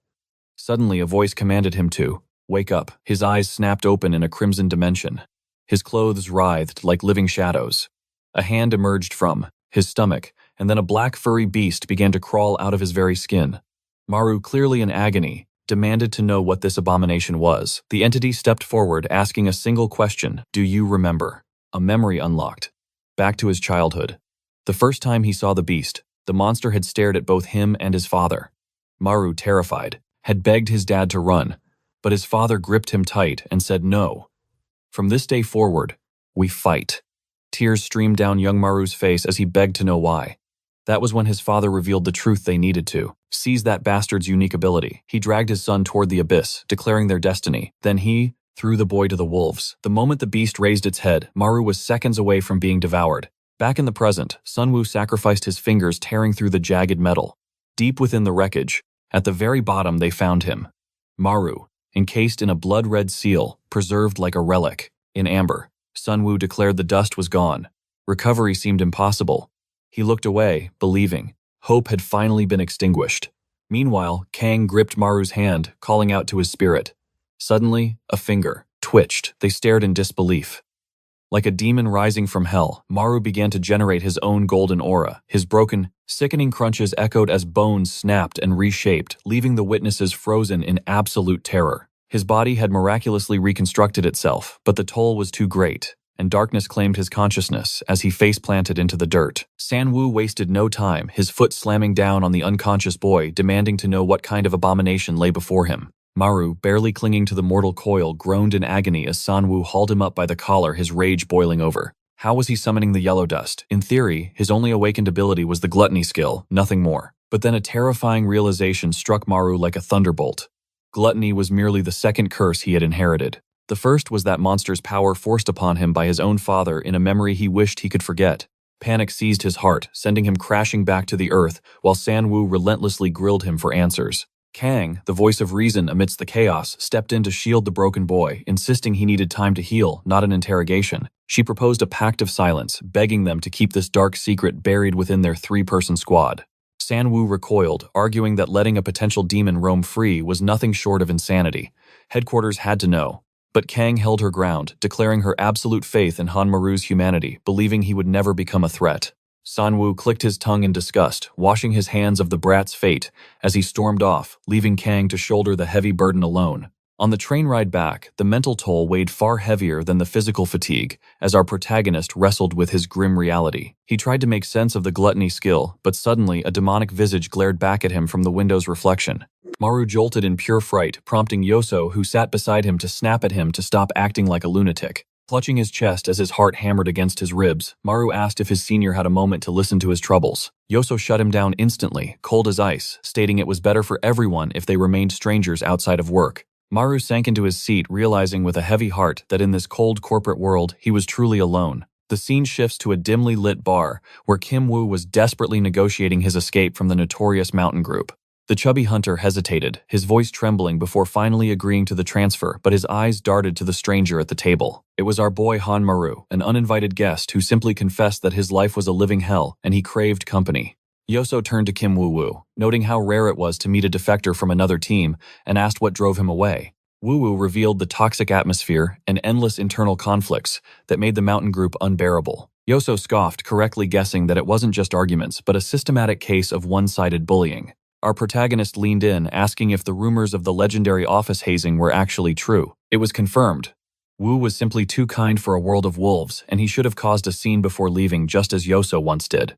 Maru was clueless about the office lore until Wu dropped the bombshell that Yoso had once been the primary victim of their brutality. A chill ran down Maru's spine as he wondered what kind of monsters masquerading as humans populated that team.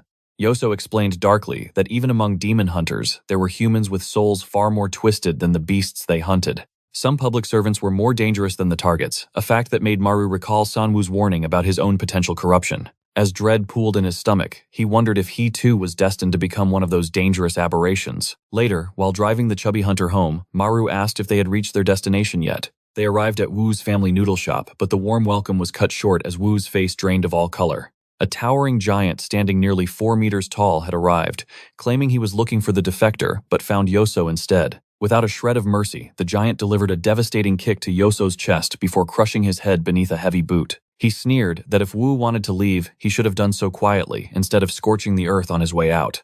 The giant continued to brutalize the defenseless man until Maru, driven by instinct, grabbed the aggressor's arm to stop the carnage.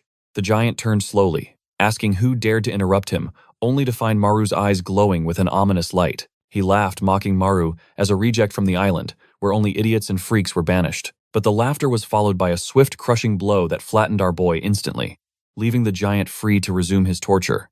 Poor Yoso was being pulverized, taking a beating far worse than anything the demons had ever inflicted upon him. Maru struggled to his feet, wiping away a bloody nose, but something was wrong. Golden dust began to spill from his lips. The atmosphere warped the air, turning thick and yellow as our protagonist's rage reached its boiling point. Meanwhile, the giant continued to rain blows upon Yoso's face, unaware that a true monster was awakening right behind him. The crowd in the back stood frozen in disbelief, whispering about his transfer to Ganghwa Island. But that was the moment. A true beast emerged from the shadows. The door crashed open, and before the thug could react, a heavy boot slammed directly into his face. His skull cracked against the wall, crumpling him like a broken doll. The terrified crowd gasped, demanding to know the identity of this monster. It was Sanu. He coolly declared that he too hailed from Gangwa Island. Striding toward Maru with an intense gaze, he warned him that playing games would only lead to an early grave. Maru instinctively concealed the sacred sand and questioned why he had intervened. Sanu scoffed, admitting he shadowed him to prevent any train incidents, but his sharp eyes had caught something else. He wasn't the only one watching. Our fiercest warrior, Kang Che-rin, had been tailing Maru too. She stormed into the shop, demanding an immediate explanation. She marched over to the battered student, checking his condition with a concerned gaze. She spat that they should count their lucky stars. She was leaving peacefully. However, the military huntress wasn't about to let them walk away, claiming blood for blood since her ally was half dead. Meanwhile, the trembling weakling whined that Sanu still owed him, a debt of pain looking to settle the score. Kang sighed heavily, realizing these fools were begging for another discipline session. Just as the woman threatened that luck had run out, the hard-headed brute rose from the debris. He locked eyes with Sanu and roared a death sentence. He charged like a bull, but Sanu only smirked, whispering, "I've been waiting for this." The air crackled with killing intent. Maru stood on the sidelines, paralyzed by indecision. He prepared to join the fray, but Kang ordered him to stand down. If he triggered his transformation now, the consequences would be catastrophic. He had to remain hidden. In a blur of motion, Kang shifted her stance. Now it was her turn to teach these punks a lesson. A thug rushed in with a steel chair, screaming for blood. But out of nowhere, a cannon-like strike slammed into his ribs, shattering his momentum. Armed with nothing but a broom, Kang immobilized the first attacker and smashed the second one's shins. The trembling coward rolled on the floor in agony as she issued a final warning. End this now, or pay the price. Suddenly, a chilling voice cut through the noise, asking why they were assaulting civilians, while he was merely using the restroom. Kang narrowed her eyes, demanding his name. He revealed himself as the leader of Guyang Mountain. Kang lowered her guard, attempting to explain the situation. But if I had to bet my life, I'd say this man was far deadlier than the trash on the floor. And I was right. Without warning, he drove a fist straight into her face. Are you kidding me? You dare strike her? I ought to jump into this story and strangle you myself, you absolute piece of trash. Consider your name written in my death note. Yet he had the sheer audacity to lecture her, claiming she was no civilian and had no right to touch his subordinates. He glanced at the battered Sanu and smirked. Long time no see. Maru looked over and saw Kang crumpled on the ground. Something inside him snapped. He began furiously absorbing the yellow dust. There was no way in hell he would let them hurt the woman he admired. Sanu screamed for him to stop, but it was too late. Maru launched himself at the leader like a missile. The man didn't even flinch, wondering what this child hoped to achieve. Suddenly, boom, a direct hit to the face sent him spinning across the room, his head slamming into the wall. Maru stood amidst the debris, his breath ragged with yellow dust. The room fell into shocked silence. Sanu knew this just escalated the war. Maru rushed to help Kang up his rage, turning to concern. Weakly, she whispered, scolding him for using the forbidden dust. He simply apologized, his voice trembling. Seeing her hurt had blinded him with a need for vengeance. But from the shadows, the lunatic leader began to cackle. And the nightmare was far from over. He too was absorbing the yellow dust. He muttered that it was impressive for a mere human, not a demon, to harness such power. He stepped right up to Maru, eyes gleaming with curiosity about the boy's true nature. Then came the offer, join my team. Maru recalled the monsters associated with this man, beings worse than demons. With eyes burning, he flat out told the bastard he would never align himself with trash. The leader didn't seem offended, merely sighing that it was a pity. Too bad, he grinned. I can't let you leave now. With the air thick with yellow dust, he suggested. They settle this properly. Guyang Mountain versus Gangwa Mountain. After all, slaughtering only demons had become tedious. Maru watched in horror as the enemy group began to twist and transform their auras, screaming like psychopaths. The leader sat down, casually chewing on a snack as if watching a show, before declaring it was time to commence the competition. Kang protested vehemently, but her words fell on deaf ears.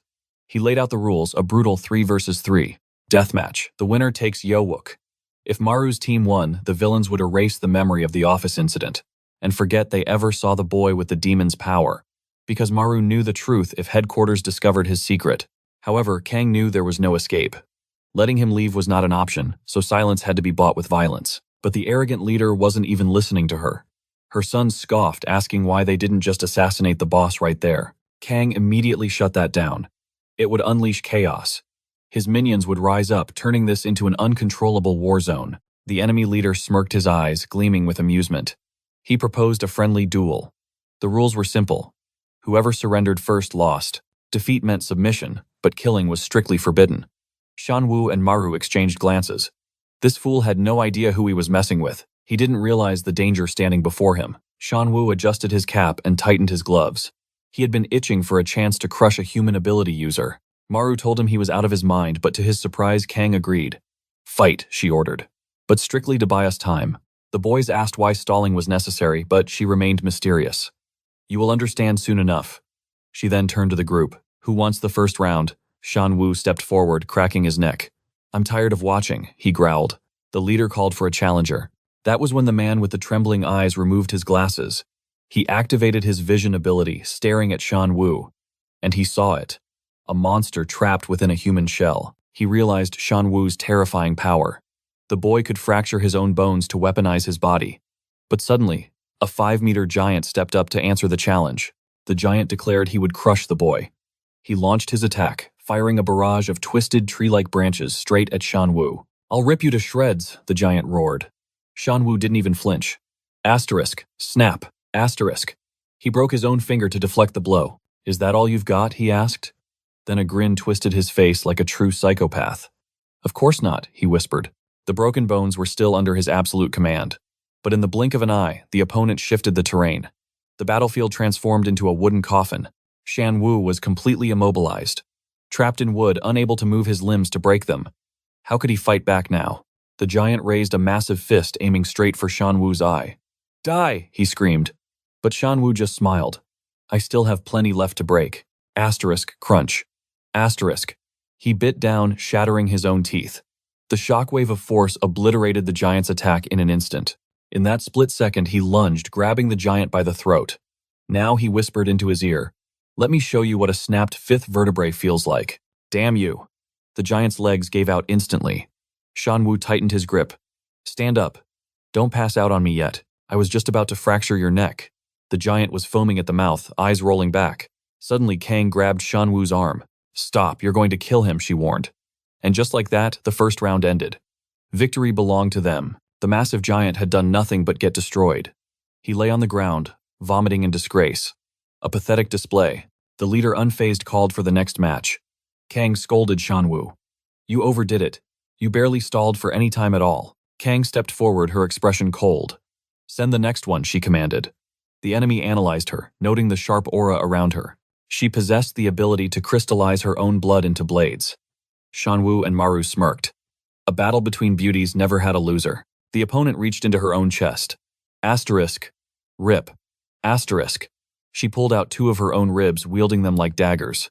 Kang warned her against using sharp edges. "It's too dangerous," she said. But the bone user ignored her, summoning an army of skeletons and mounting a massive bone spider. "I don't care," she shrieked, launching herself at Kang. The speed was blinding. Kang barely managed to form a small blood sword for defense. Asterisk. Boom. Asterisk. The skeletal spider rammed straight into her ribs. Damn it. 10 seconds in, and she was already on the back foot. "I can't keep up with this speed," Kang admitted. She slashed outward, forcing the woman to recoil. But the enemy advanced again instantly. The bone user unleashed a flurry of attacks. Kang dodged with effortless grace, planning a counter. Just a light cut, she thought. Then I retreat. But there was a problem. Asterisk. Slash. Asterisk. That light cut unleashed a torrent of blood. The pressure was far too high. The enemy team screamed for their comrade, asking if she was alive. Kang panicked. "I'm sorry, I can't control the output properly." Shanwu and our boy cheered from the sidelines. "Nice. You actually stalled for time." Kang blushed, embarrassed. "It's my first time fighting a human," she confessed.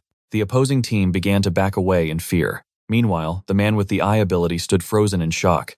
What is this place? He had heard rumors that Gangwa Island was full of weaklings. Those rumors were dead wrong. But their leader refused to budge. Only Han Maru is left. Kang intervened. "This makes no sense. It's 2-0. We've already won." Logic dictated the tournament was over, but the leader revealed his true colors. "This whole charade was just to see Maru's power," he laughed. "His fight is worth 3 points. Kang wanted to refuse this nonsense. But the fool Maru stepped forward. "Fine. 3 points it is. But he had a condition. "I want to fight the boss," Maru declared. Everyone thought he had a death wish. The leader just smiled, amused by the audacity. That was when the trembling nerd decided to peek at Maru's power level. He focused his gaze, and then he saw it. A primordial demon manifested within Maru's eye. Asterisk. Drip. Asterisk. Blood poured from the observer's eyes. He collapsed into a cold sweat. Is that thing even human?" he gasped. Maru simply stood there, his presence like an endless abyss of hell. The leader walked up to Maru, sensing the shift in the air. "Challenging the judge is cheating," he said. "I'll send my best fighter instead." The fighter dialed poor Wu, feigning concern for his parents just to manipulate the terrified boy. Then, he shoved the trembling guy forward and barked the order to fight. Yoso screamed for him to stop, but the thug sneered. "Shut your mouth or we deal with you later." The leader turned to Wu with a twisted promise, "Fight well, and he walks free." Standing in the arena, Maru froze. He could see the manifestation of that psychological demon looming right behind Wu. It was whispering every insecurity, urging Maru to shatter the poor guy's mind. From mild insults like, "You deserve to die," to brutal truths like, "You can't even look that girl in the eye." Memories flooded in Wu, crying coffee being dumped on yak. Suddenly, Maru's jaw forced itself open. He felt the blade of words forming on his tongue. He fought to close his mouth. But the curse was too strong. The words spilled out like vomit. "Aren't you happy? Are you glad Yak died instead of you? You probably watched him suffer every day and thought yourself lucky. Damn it." His power was completely out of control. The verbal blade slashed across Wu's heart. Maru rushed forward, desperate to save him, but Wu just whispered, "I'm sorry." Before Maru could process the tragedy, Wu's body detonated in a venomous burst. The acid splashed, Maru melting his flesh down to the bone. Kang screamed his name, but the leader held up a hand. "Do not interfere. The round isn't over." He strolled toward the dissolving boy, curious to see how long he would last. He crouched, mocking the agony. "Your organs will melt soon. Just surrender." But even with half his face burned away, Maru snarled through the pain. "I haven't given up yet." The leader smirked, eager to witness another awakening. "Then prove it. Kill the boy on the ground, and you win." Those were the rules. But Maru had enough. To hell with your rules, Maru ignored the victim and launched a desperate punch straight at the leader's face. "If I kill you, we win." He was inches away when the leader sighed. Unfortunately, that is not going to happen. He caught Maru by the collar. "Follow the rules." As he spoke, an invisible hammer slammed into the room. Boom. Everyone was crushed into the floor. Sanwoo gasped, his lungs compressing under the sheer weight of the pressure. "Breathe carefully," Sanwoo wheezed. "This is a level 9 user. The king of gravity." The leader looked down at his pinned subjects and smiled. "Ah, what a beautiful sight. Now things are finally getting fun." He glanced at Maru, realizing the boy had already regenerated from the acid. Something is strange about this kid's body. He decided to run a test. He focused the gravitational field solely on Maru, increasing the density. Crack Maru's ribs began to snap like twigs. But honestly, compared to the car crash, this pain was manageable. However, the leader noticed a disturbing detail. The more pain Maru suffered, the denser that yellow dust became. That aura. The leader remembered it. The demon granting Maru power was unique. A true monster. Even for a demon, those eyes were different. Meanwhile, Maru struggled to push himself up, muscles screaming. He was basically doing high-gravity training in the middle of a death match. He tried to activate his word magic, but the leader had no text written on his soul. There were no words to twist, no mental weakness to break. The leader drew a gleaming knife. "I hate unanswered questions. I think I'll dissect you to find the source. Maybe I'll remove your lungs first," but that arrogance was his mistake. Crack Kang broke her own finger to escape. She ordered Maru to attack. Kang slashed the leader's arm and leaped into the air with incredible agility. She dove straight for the kill. But the leader sighed. 20 times gravity. Instantly, everyone was flattened. They hit the concrete, writhing in agony. "At this pressure, you'll run out of oxygen and faint," the leader lectured. Maru called out for Kang, but the tyrant ripped the knife from her paralyzed hand. "No one will get in my way now. Let's continue our game." Poor Maru couldn't see a way out. This lunatic's power defied logic. The more he restricted himself, the stronger his gravity became. This guy was a certified monster. Suddenly, asterisk. Knock knock. Asterisk. "We are closed for the day," the leader shouted, annoyed. But a strange blue shadow began seeping under the door, spreading across the floor like spilled ink. San Wu's face pressed to the tiles, asked what the hell was happening. Kang just smirked. He finally arrived. Before the fight, she had sent an SOS to the big boss. Standing at the door, wearing a Hawaiian shirt, was Go Dickman. Blood trickled from one eye. His ability, the Demon of Darkness, And when a power has darkness in the name, you know it's overpowered. The room began to sink into a void. The leader, covered in the sticky shadow, found himself submerged. Maru realized the battlefield had just changed. A realm of absolute nothingness enveloped him. His senses were severed, no sound, no scent, a complete void. It was as if his very existence had been erased from the cosmos. The Gravity Master panicked, blind to the threat, until Deokman manifested directly behind him. A ruthless grip crushed his throat. In this domain, gravity was utterly meaningless. Consciousness faded instantly as he hit the floor. The monster then turned his gaze to our boy, who was still thrashing in terror. He seized Maru by the neck, delivering a swift knockout blow. Then, with horrifying casualness, he fished his own eyeballs from his pocket and jammed them back into his sockets. The dark barrier shattered, snapping everyone back to reality. Deokman merely noted that the ominous yellow aura had finally dissipated. Kang exhaled. Relieved help had arrived, but Deokman ignored her, cutting straight to the heart of the matter. His voice was ice cold. Why had she and Sonu concealed the truth of Maru's awakening? Were they tired of living as government agents? Kang stammered an apology, begging to speak with the opposing captain, but Deokman crushed that hope instantly. Matters had escalated beyond simple diplomacy. Words would no longer settle this blood feud. Scene shift. A towering fortress loomed. Inside, all eyes bore down on our boy, who sat bound in chains like a criminal. He trembled, wondering what cruel fate awaited him. In a grand hall of 88 seats, only 4 supreme leaders sat in judgment. Young broke the silence, declaring that her faction would take custody of Han Maru immediately. But Deokman cut in, refusing to yield. Even an inch. Maru was shocked. He had no idea this eccentric old man wielded such immense authority. Yang slammed the table, screaming that Maru was leaking yellow dust. An entity like that was a walking catastrophe. Civilians could be exposed to that demonic energy, but Deokman, straightening his loud Hawaiian tie with zero shame, countered that this disaster was solely the fault of that rival squad. That team was a nest of vipers, and Director Jang knew it better than anyone. Jang should be the one holding that psychotic kill squad accountable. Young argued he was crossing a line, but Director Jang silenced her with a single command. The cold truth was the director didn't give a damn about the morality of his subordinates. He didn't care if they came from the mystic Giryong Mountain, or if their leader was a bloodthirsty lunatic. As long as they slaughtered demons, they were useful tools. Even those maniacs were preferable to the Ganghwa Island leader, a level 10 powerhouse who refused to lift a finger in battle. Deokman absorbed the insult without flinching, pointing out that Maru also despised violence. That was precisely why the boy belonged on his island. Furthermore, the 2 agents flanking him were the only ones capable of anchoring Maru's volatile humanity. Young sneered, asking if Deokman was prepared to pay the price if Maru unleashed a calamity upon the world. Deokman stood tall, uttered a simple yes, and marched toward the exit. But as they retreated, a voice commanded Seonu to remain behind. The atmosphere froze. The poor guy was about to face a terrifying father-son interrogation. Outside, Maru asked how the trial went, while also roasting Deokman's fashion sense. Deokman bluntly informed them that they were all facing disciplinary action and a massive salary cut. Maru's soul left his body. His funds were gone. He wailed in despair. But Deokman snapped that he should be grateful. If those rivals hadn't instigated the chaos, Maru would have been executed on the spot.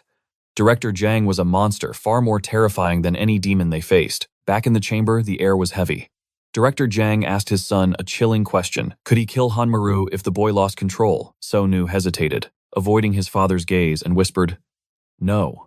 He stood up, declaring that if this was all his father had to say after 20 years of silence, he was leaving. But Jang commanded him to sit. This wasn't family time. This was an official decree from the Kermas. Director Maru could no longer be classified as a human awakener. A vessel leaking yellow dust was indistinguishable from a demon.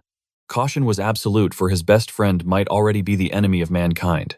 Scene shift. Welcome to the new barracks for the Ganghwa team. The place was a disaster zone, laundry, mountains, and soda bottles rolling across the floor. Maru stepped in only to hear the horrifying news he would be living here. With the leader, Maru was already trembling at the man's overwhelming presence. He pleaded for another option, but Deokman shut him down. It was the only way to monitor his unstable power and prevent a catastrophe. He placed a heavy hand on Maru's shoulder, inflicting instant psychological damage. Deokman grinned like a predator, announcing they would be glued together for 24 hours a day. Back at the base, tension crackled in the air. Someone was staring daggers at him, watching him burn. He froze, asking if she had a problem. She warned him coldly, one slip of that yellow dust, and he was a dead man. Inside, the office Yosu sighed that they needed to stop provoking the kid. Stress was exactly what triggered the demonic aura. Maru stood there fuming, unsure whether to fear his enemies or his own allies. As he let out a frustrated "Dokdabuno," sigh, Kimyak panicked, asking if the dust was leaking. Deokman instantly lunged, grabbing his face to seal the power. Gaze upon this scene. It felt so out of place, almost dreamlike. Normally you only see this serene framing in a heartwarming slice-of-life webtoon, but reality was far harsher. Maru stormed through the halls, his blood boiling with indignation. He was being treated like a pariah, a monster in human skin. And just then, fate threw him a curveball. He crashed right into Sunwoo. The man was still haunted by Jonghae's ominous warning that Maru was a ticking time bomb, perhaps even a traitor to humanity. On the flip side, our protagonist was already losing his temper. Sparks flew as he demanded to know if this was just another lecture on keeping his head down, but Shan just shrugged him off with icy indifference, claiming he wasn't worth the energy. That dismissal ignited Maru's fury like gasoline on a fire. This guy always knew exactly how to pierce his pride. That was when the atmosphere shifted. He noticed Kimu had been transferred to their unit. Kang broke the tension, explaining that since it was her first day, she should feel free to ask questions. Suddenly, she turned her gaze toward our boy. She leaned in close, whispering that she wanted to inspect his eyes. His body went rigid with tension. He stammered that his aura was contained, that no yellow dust was leaking. There was no danger here. But, as she leaned in, she was breathtaking. She softly told him to ignore the hostility. The team wasn't cruel, they were just terrified. They feared that if another calamity struck, they would be powerless to protect the island. Maru stood frozen, awkward, and stiff against her kindness. He muttered that he understood their fear. Yet as he sat alone in the office later, misery washed over him. He had trained harder than anyone, suffered more than anyone. But the commander's solution was to bench him. A silent exile. He was still brooding in the shadows when two strangers from headquarters barged in. He turned to question their identity, but there was no time for words. Out of nowhere, one of them launched an ambush. A fist connected with his face, followed by a brutal beatdown. What the hell was happening? The attacker seized him by the collar, sheer violence in his eyes. Screaming for him to unleash the yellow dust, Maru's instincts screamed for blood, ready to counterattack. But then her voice echoed in his mind. She had asked him not to cause trouble. So he suppressed his rage and did nothing. The man in the wig threatened to crush his skull if he didn't power up. But suddenly, boom! The bald man slammed a fist into Wig's head, sending him flying across the room. He helped Maru to his feet. A completely different vibe surrounding him. He apologized for his partner's ignorance. These were the double standards duo from headquarters. Maru, skeptical, asked if this was yet another test of his loyalty. I'm sticking with Baldy and Wig, because honestly, it fits them perfectly.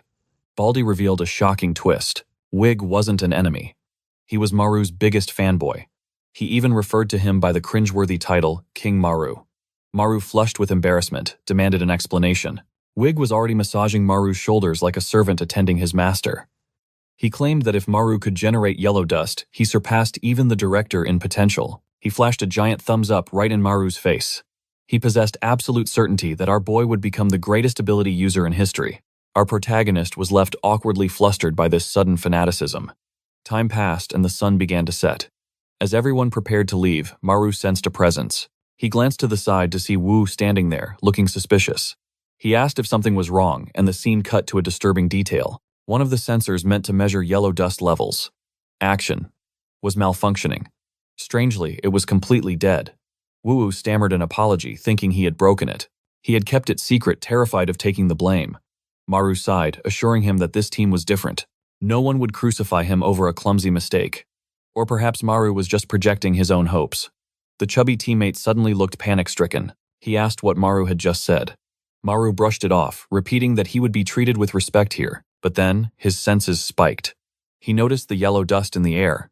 Wu immediately accused him of leaking aura, but for once, the monster wasn't Maru. Looking into the shadows, they saw a child. No, a creature with strange orbs embedded in its chest. Wu began to panic, screaming that they needed to alert headquarters. But our boy analyzed the threat level. With this low amount of dust, it was merely a level 1 beast. A walk in the park. The fanboy's words echoed in his mind, the best ability user. Adrenaline surged. He leaped into action. Roaring that he was King Maru, he lunged at the beast. With primal ferocity, he tore straight into its neck without a shred of mercy. The creature collapsed instantly. Our boy was absolutely brutal. Wu stared in awe, praising the one-hit kill. But in this world, nothing comes that easy. Because from the corpse of the first monster, a second form began to tear its way out. Maru stared in confusion. Why didn't it die? A new monstrosity spawned, and one of the orbs on its chest shattered. Worse yet, the pressure in the air increased. It had evolved into a level 2 demon. A short while later, Maru was panting, exhausted. He was completely baffled. Every time he struck it down, it rose again, stronger than before. Wu checked the readings and went pale. The yellow dust had spiked to that of a level 5 disaster.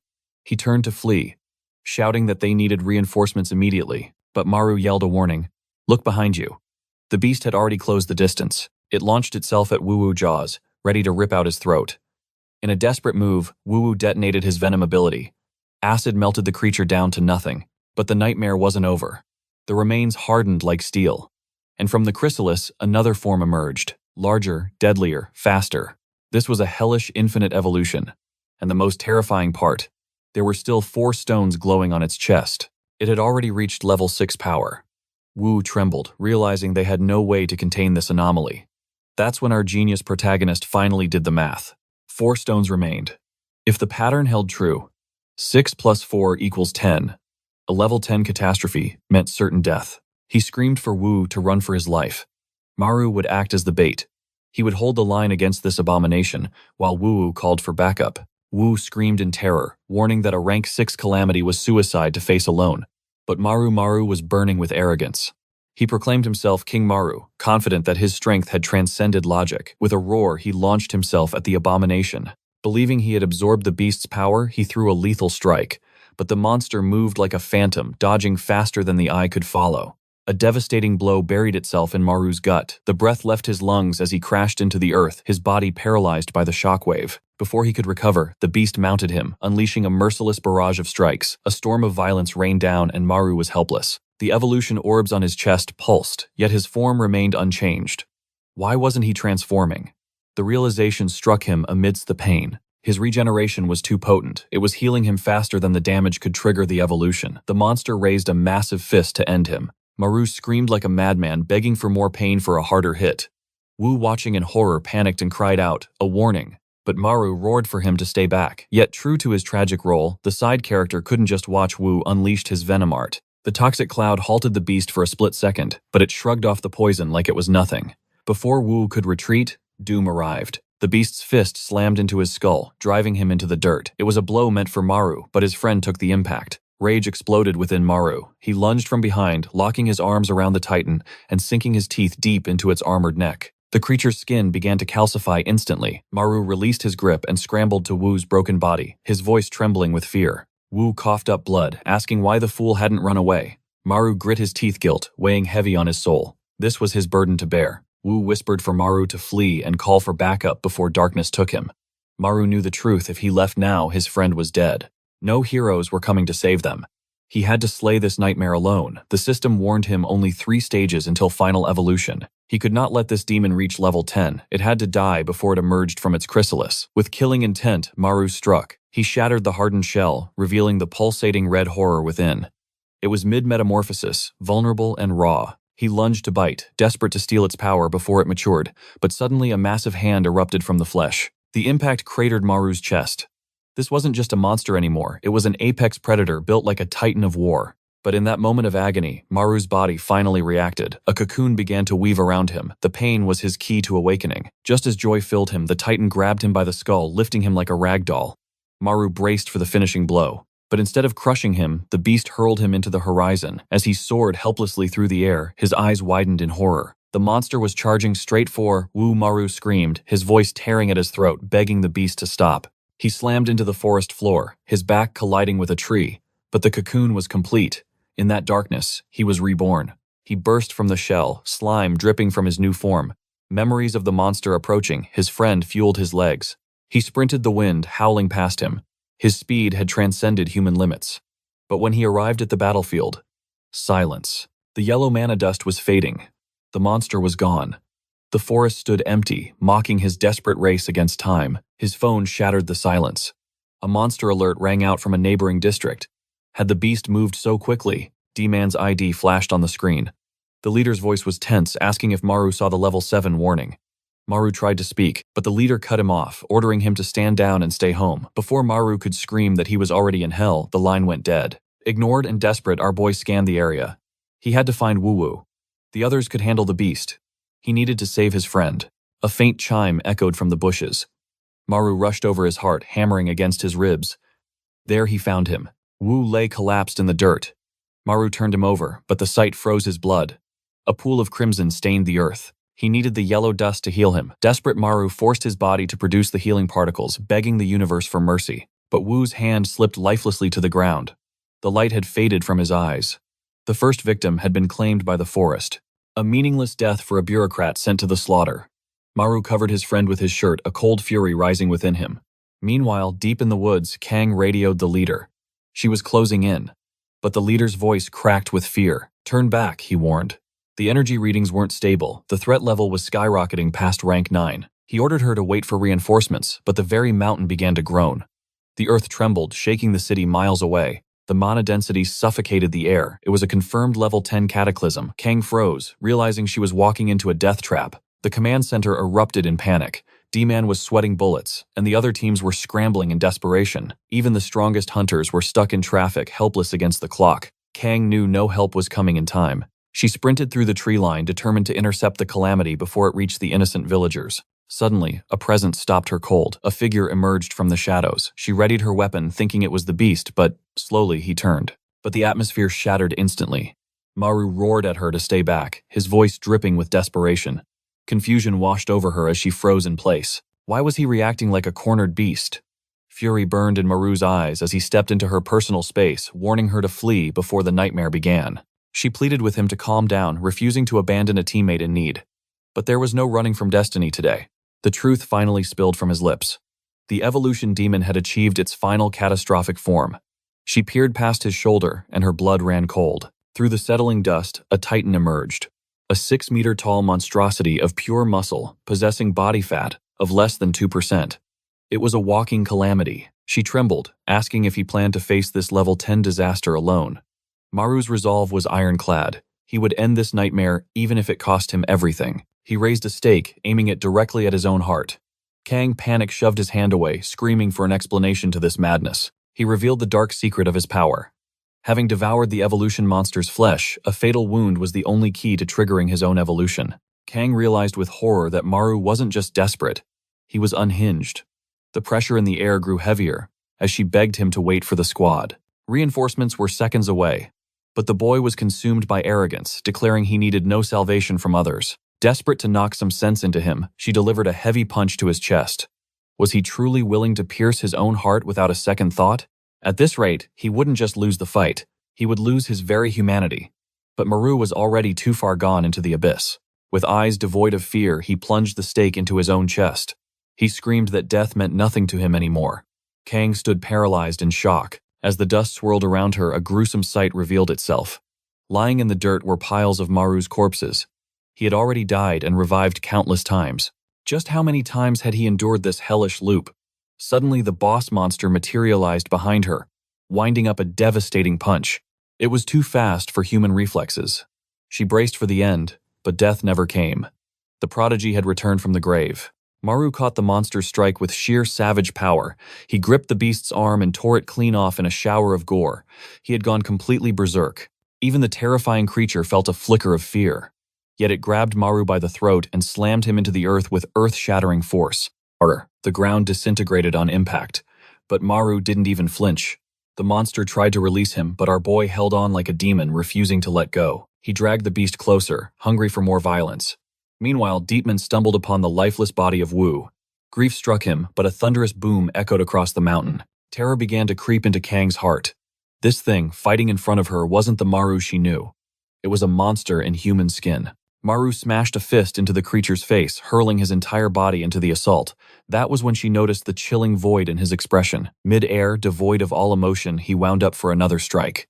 But the monster regenerated its arm in an instant and delivered a counterblow. A gut-wrenching impact sent Maru flying. He tore through half the forest before crashing into the cliffside. The power gap was terrifying. Kang knew she had to act. She reached for her blade to activate her blood arts, but a strong hand stopped her. Deepman shook his head grimly. A level 10 calamity was far beyond her league. They couldn't afford to add her body to the pile. Little did she know, they had already lost a comrade today. Deepman glared at the battlefield, wondering why Maru had disobeyed orders. He had explicitly told the boy to stay put. Meanwhile, chaos erupted at headquarters. Wai Young screamed as sensors detected the level 10 anomaly on Gangwa Island. The tension in the command room was suffocating. A report came in from the Dukemen leader confirming their worst fears. Behind the chair stood the commander of the ancient headquarters, a woman with striking white hair and an aura of absolute authority. She had already deployed a strike team. If they failed, Director John would have to intervene personally. The director, sitting casually with legs crossed, noted the rarity of the situation. A level 10 hadn't been seen in over 2 years. Young reminded him of the tragedy at Siorok Mountain. The last time this happened, an entire team and countless civilians were wiped from existence. But the director remained calm. Deepman was on the scene, and more importantly, they had the anomaly. Back on the battlefield, the weird kid was rising. Maru emerged from the rubble, walking with the gait of a zombie. Deepman realized with horror that the boy was losing his mind to the instinct of battle. Maru sprinted forward, ignoring his senior's commands to stop. He launched himself at the boss, who readied a massive counterattack. Fist collided with fist in a shockwave of destruction. Maru's arm was completely shattered upon impact. The difference in durability was despairing. The monster seized him by the throat once again, choking the life out of him. Deepman moved to intercept, refusing to watch a student die. But suddenly, Maru wrapped his legs around the beast. He pulled a legendary maneuver, forcing his stump directly into the monster's gaping maw. Accelerated regeneration activated instantly. His arm regrew explosively, punching through the back of the creature's skull. A fatal blow from the inside out. Even the veteran Deepman was appalled by the savagery. As the monster collapsed, Maru didn't stop. He descended like a vulture, tearing flesh from the beast. He began to devour the monster to fuel his own evolution. Kang watched, trembling, hoping the regeneration was finally disabled. Surely this was over. But the boy was still mounting, the creature raining down punches and ripping off chunks of flesh. He was a beast consumed by gluttony and rage. Deepman shouted for him to cease. Kang stepped forward, her blade flashing in the sunlight, and severed the monster's head to end the madness once and for all. The beast's severed head rolled across the pavement while Maru stood frozen, staring at his own trembling hands in horror until Kang arrived, looking absolutely breathtaking. She buried her face in his chest, finally hugging our stoic hero. Only now did the rest of the squad arrive, confusion written on their faces. Gino desperately asked, "Did the captain and Kang take it down?" But the commander simply shook his head. "No, Maru killed it alone." The soldiers gasped, unable to comprehend that a rookie had annihilated a level 10 catastrophe single-handedly. Yet, our boy just stood there, wrapped in the vice captain's first warm embrace, looking like a titan who had transcended humanity. The scene shifts to the somber funeral of Wu. Rain seemed to fall in their hearts as relatives wept, while the squad stood in a formation of heavy silence.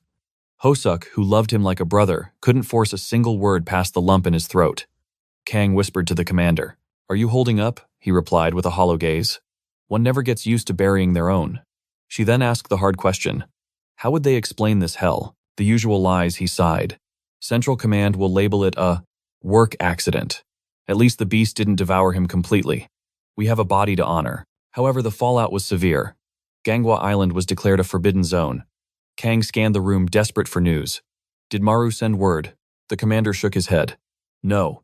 He handed me his resignation and vanished into the shadows. We have to find him, she insisted. I will track him down. But the commander stopped her. Let him be for now. He refused to authorize the search, his eyes reflecting a trauma from long ago. I have seen this darkness before, he confessed. Back when I was stationed at Seoul Central Command. He recalled the nightmare his entire platoon, slaughtered by a level 10 calamity. I was the sole survivor, he whispered. And that day, I learned a cruel truth. When you witness the death of a comrade, the person you were ceases to exist. Meanwhile, Maru was back in his small room, the air heavy with depression. As he lay on the bed, a sickly yellow miasma began to seep from the floor. Suddenly, reality distorted. A crater opened and a blood-soaked hand clawed its way out. Maru flinched as Director So emerged from the abyss like a phantom. At first, Maru thought his mind had finally snapped. But the intruder spoke. I came to have a chat, kid. He wiped the gore from his coat. Our protagonist, heart racing, demanded to know how this lunatic bypassed security. Simple Director So smirked. I just slaughtered a demon and thought I'd check on the recluse. You've been avoiding the world since Wu died. Maru looked away, the guilt of survival weighing on his soul. But Seo offered no comfort. He didn't die because of you. He died because he was weak. The words struck like a physical blow. The cold ruthlessness shocked our boy, but the director continued, claiming he was actually worried about Maru's mental stability. He casually sat on the bed, a violation of Maru's sanctuary. His expression turned grave. You cannot end up like your father, Maru froze. How do you know him? That was when the director dropped the bombshell. Your father and I. We were the originals. The first squad leaders when the nightmare began. He stared into the past.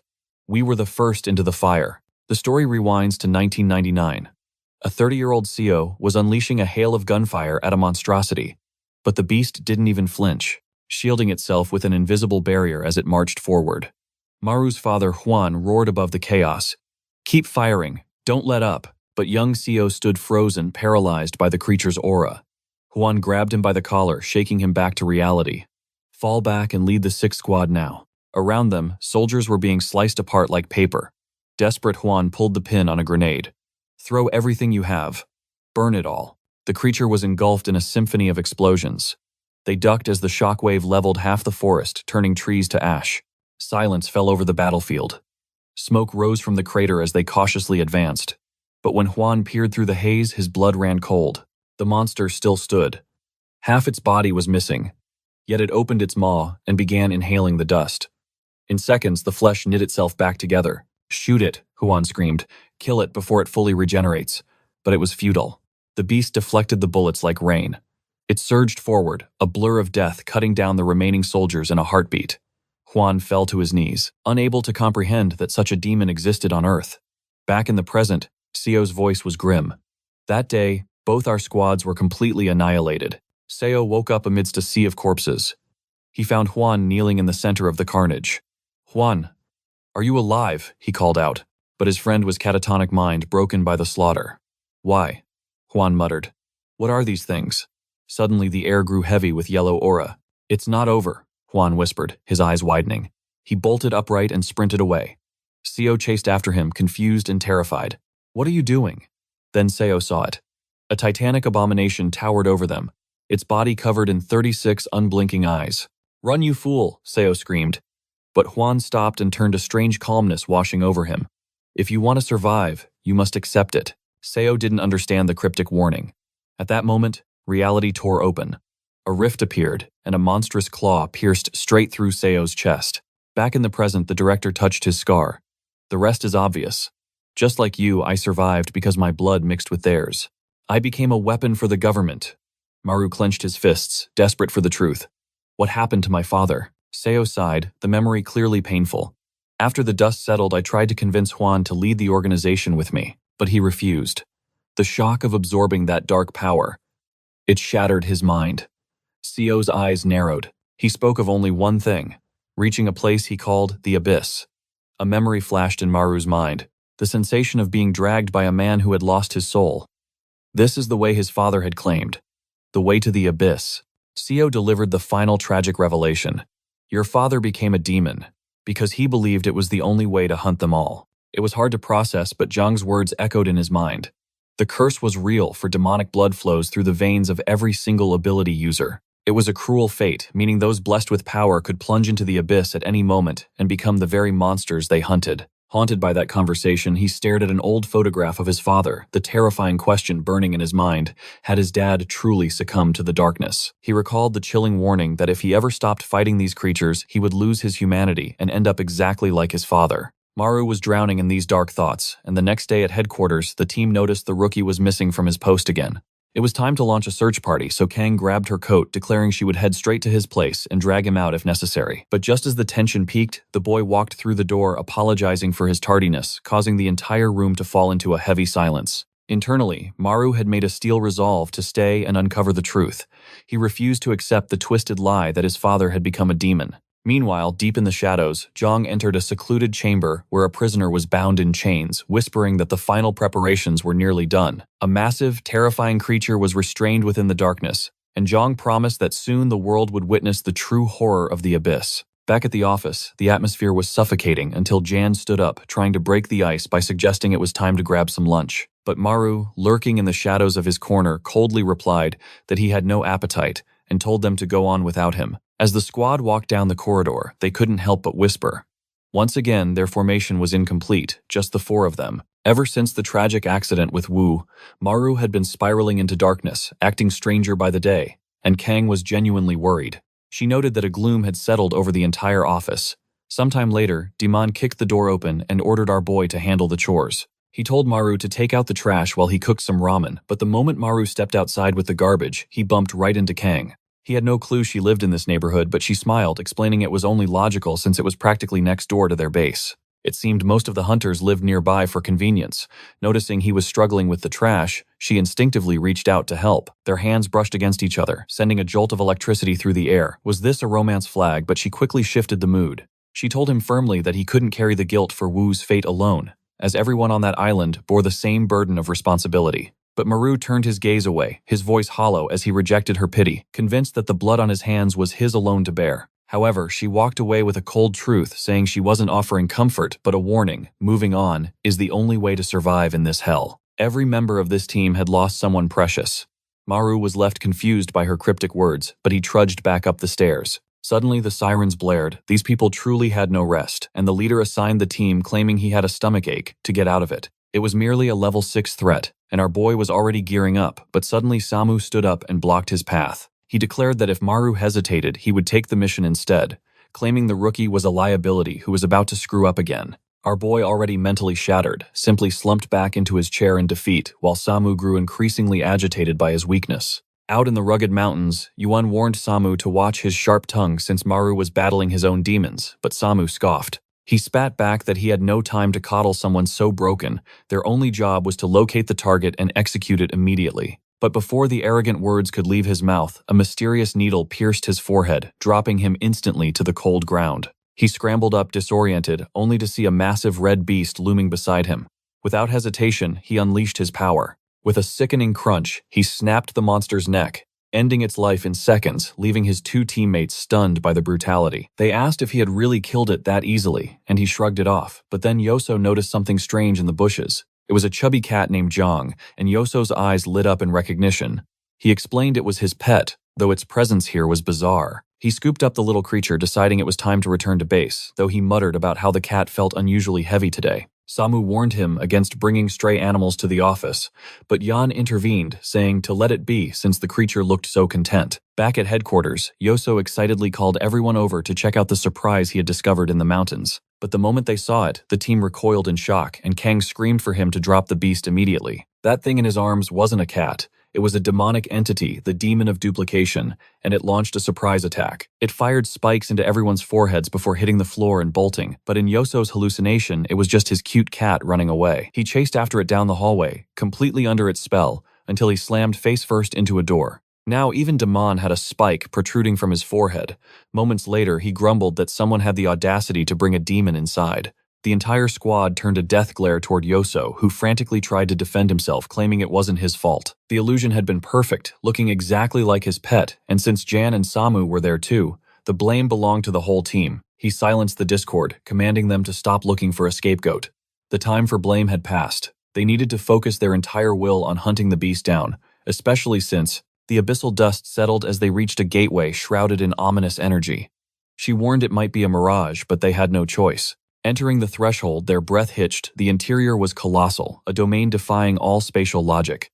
Kang's voice cut through the silence, commanding them to focus. A Rakshasa-class presence surged toward them. From the yellow mist, a nightmare materialized, the spider demon. But horror truly struck when they looked beneath its massive frame. A lifeless boy lay there. Jan's soul shattered instantly, the image overlapping with her memories. The echo of him crying "Mom" pierced her heart. Blinded by grief, she sprinted toward the beast. Kang intercepted her, his grip like iron. "Hold your ground, it's a trap," but Jan screamed, insisting this was the very spot her son was slaughtered. Kang shook her, his voice booming like thunder. "Wake up, this is nothing but a phantom." Clarity finally flickered in her eyes. She recalled the creature's mental attacks. It was dredging up their darkest traumas to weave these illusions. Maru voiced the dread, rising in all of them. Was the spider just a hallucination? Co theorized that the dungeon could manifest entities they had previously vanquished. The protagonist hesitated. Could such a feat exist? Then the realization hit like a lightning bolt. The demon blood coursing through their veins. Creasing, it carried data. It carried memories. That was the source of their power and their curse. A chilling thought took root.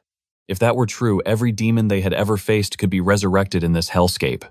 Kang confirmed their worst fears. From the level 10 demon that empowered Deepan to the gluttony beast that cursed Maru, everything was fair game. Despair clawed at their hearts. If this dungeon could replicate a catastrophe like that, how could they possibly survive? For Maru, the terror was absolute. The gluttony demon was the source of his living nightmare. His legs gave out and he collapsed, trembling. He was certain death had come for them. But Deepan stepped in, his aura steady and reassuring. Stand up. Today is not the day we die. With resolved hearts, the squad charged. Kang unleashed a devastating slash, while Seo prepared his sacrifice technique. Protect the formation. Seo snapped his own finger to trigger the curse, while Kang severed the demon's neck. Blood sprayed as the illusion shattered into mist. They stood amidst the fading particles, radiating absolute dominance. But the dungeon offered no respite. Another gate materialized instantly. Space warped around them, depositing the team into a new nightmare zone. The duplication ability was relentless. Kang checked on January. She nodded, her expression hardened. She had steeled her heart. Maru watched her, knowing the pain of seeing a child die never truly fades. Seo broke the silence, urging them to press on. They had to escape this hellscape before the memories consumed them completely. The floor was littered with rotting corpses. Maru noticed vile mold creeping up the walls and realized they were inside Kim Yak's past. The man's echo screamed in agony, reaching for his wife. The memory played out in cruel detail their final moments together. They watched the tragedy unfold, two lovers dying in each other's arms consumed by the mold. Seo pointed upward. Eyes up.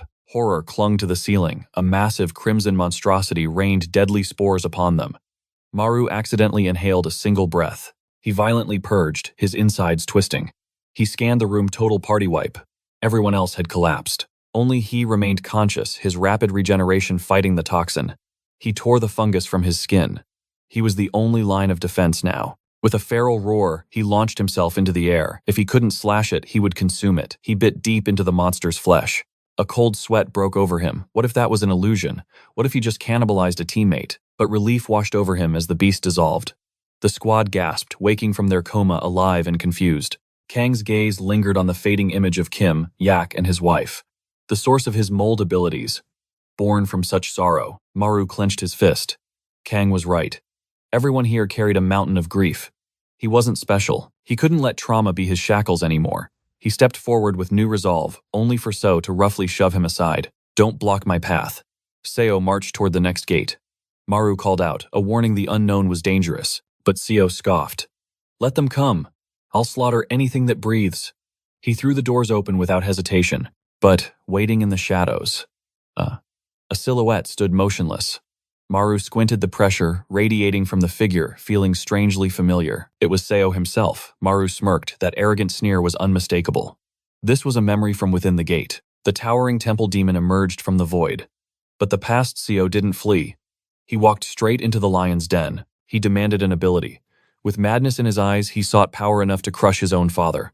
Maru watched in disbelief. This lunatic was bargaining with a god, Seo explained his twisted logic. It was the only way to surpass his bloodline. The creature snapped its own finger, and instantly Seo's leg shattered with a sickening crunch. The demon moved to finish him. I will not be looked down upon, Seo roared, snapping his own fingers to transfer the damage back to the boss. Die, he screamed. But despair hit fast. The entity possessed 78 fingers. Its arm twisted unnaturally, mocking him. Seo collapsed, broken by the backlash of his own technique. Maru gritted his teeth. It was up to him to slay this god. Kang and Diamond flared their auras, ready to unleash hell, but the nightmare manifested instantly. Countless phantom limbs erupted from the creature's torso. The team realized too late they were facing a Calamity-class threat. As the demon snapped its spectral fingers, their own spines shattered in a sympathetic symphony of agony. Collapsed and writhing, Maru realized this temple demon was in a league of its own. Thanks to his S-class regeneration, Maru was the first to rise from the ashes. But he couldn't understand why Sunwoo was just lying there. He roared at his teammate to get up. You share this monster's bloodline. Use it. But the rookie remained face down on the cold pavement, paralyzed by Maru's harsh truth. How dare he? Sunwoo had begged for this power to surpass his father, to reach the pinnacle of strength. He had been granted a god-tier gift. Yet, here he was, humiliating himself again. If he couldn't even conquer this fear, then what was the point of his existence? The demon raised a limb, spawning a fresh wave of hands. Maru knew he was the target. He was the only one, daring to stand. The invisible fingers snapped again. The pain was absolute. bones twisted and splintered, faster than his healing factor could keep up. He crumbled to the floor, a broken puppet, completely immobilized. The demon strolled past him with terrifying calm. Desperate, Maru screamed. Demon cast a spell. The eye, Demon gasped. We have to rip out its eye, but fear had locked his body in place. Maru felt despair crash over him. His leader was useless. The entire squad screamed at Sunwoo, their last hope, the only one tuned to this frequency of power. As the monster loomed over the survivors, its arms expanded into a grotesque mass of writhing fingers. That was the breaking point. Sunwoo realized he had to embrace the pain.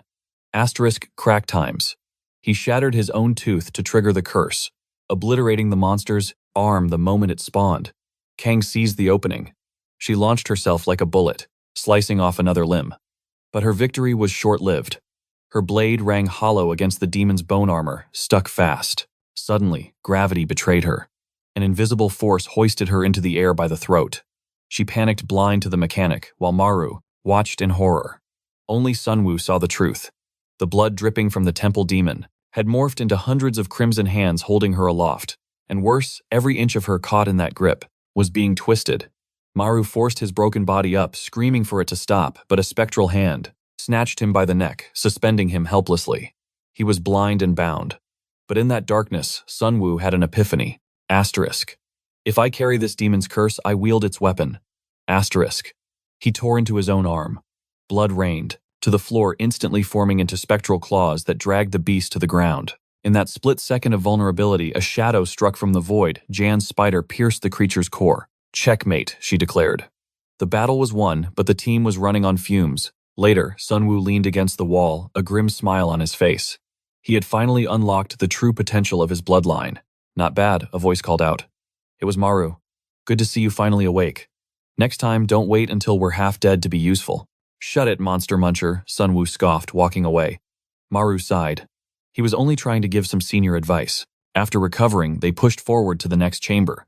But as they approached the threshold, the atmosphere grew heavy. An eerie sound resonated. Who's inside? Sunwoo asked. Kang shivered. The aura felt terrifyingly similar to Maru's. Predatory instinct. Maru stepped forward, driven by a strange pull. He threw open the door. Father, the word escaped his lips. There he was, a small figure, standing before a colossal, multi-eyed nightmare. Maru begged to be released, struggling against the invisible tide, but his father's eyes were cold. This is the road to the abyss, he intoned. If you wish to protect those you love, you must devour the world. You must claim the power of the gluttony demon. Maru's mind reeled. Protect times. This contradicted everything Director Zhang had told him. Zhang claimed his father had abandoned his humanity for power. But this man spoke of sacrifice. The director had lied. Meanwhile, at headquarters, a fist slammed onto the mahogany table. Unacceptable, the elder councilwoman raged. Our roster of awakened users is dwindling, yet the demon incursions are multiplying by the day. Quality over quantity, Zhang replied with ice-cold calm. But she wasn't having it.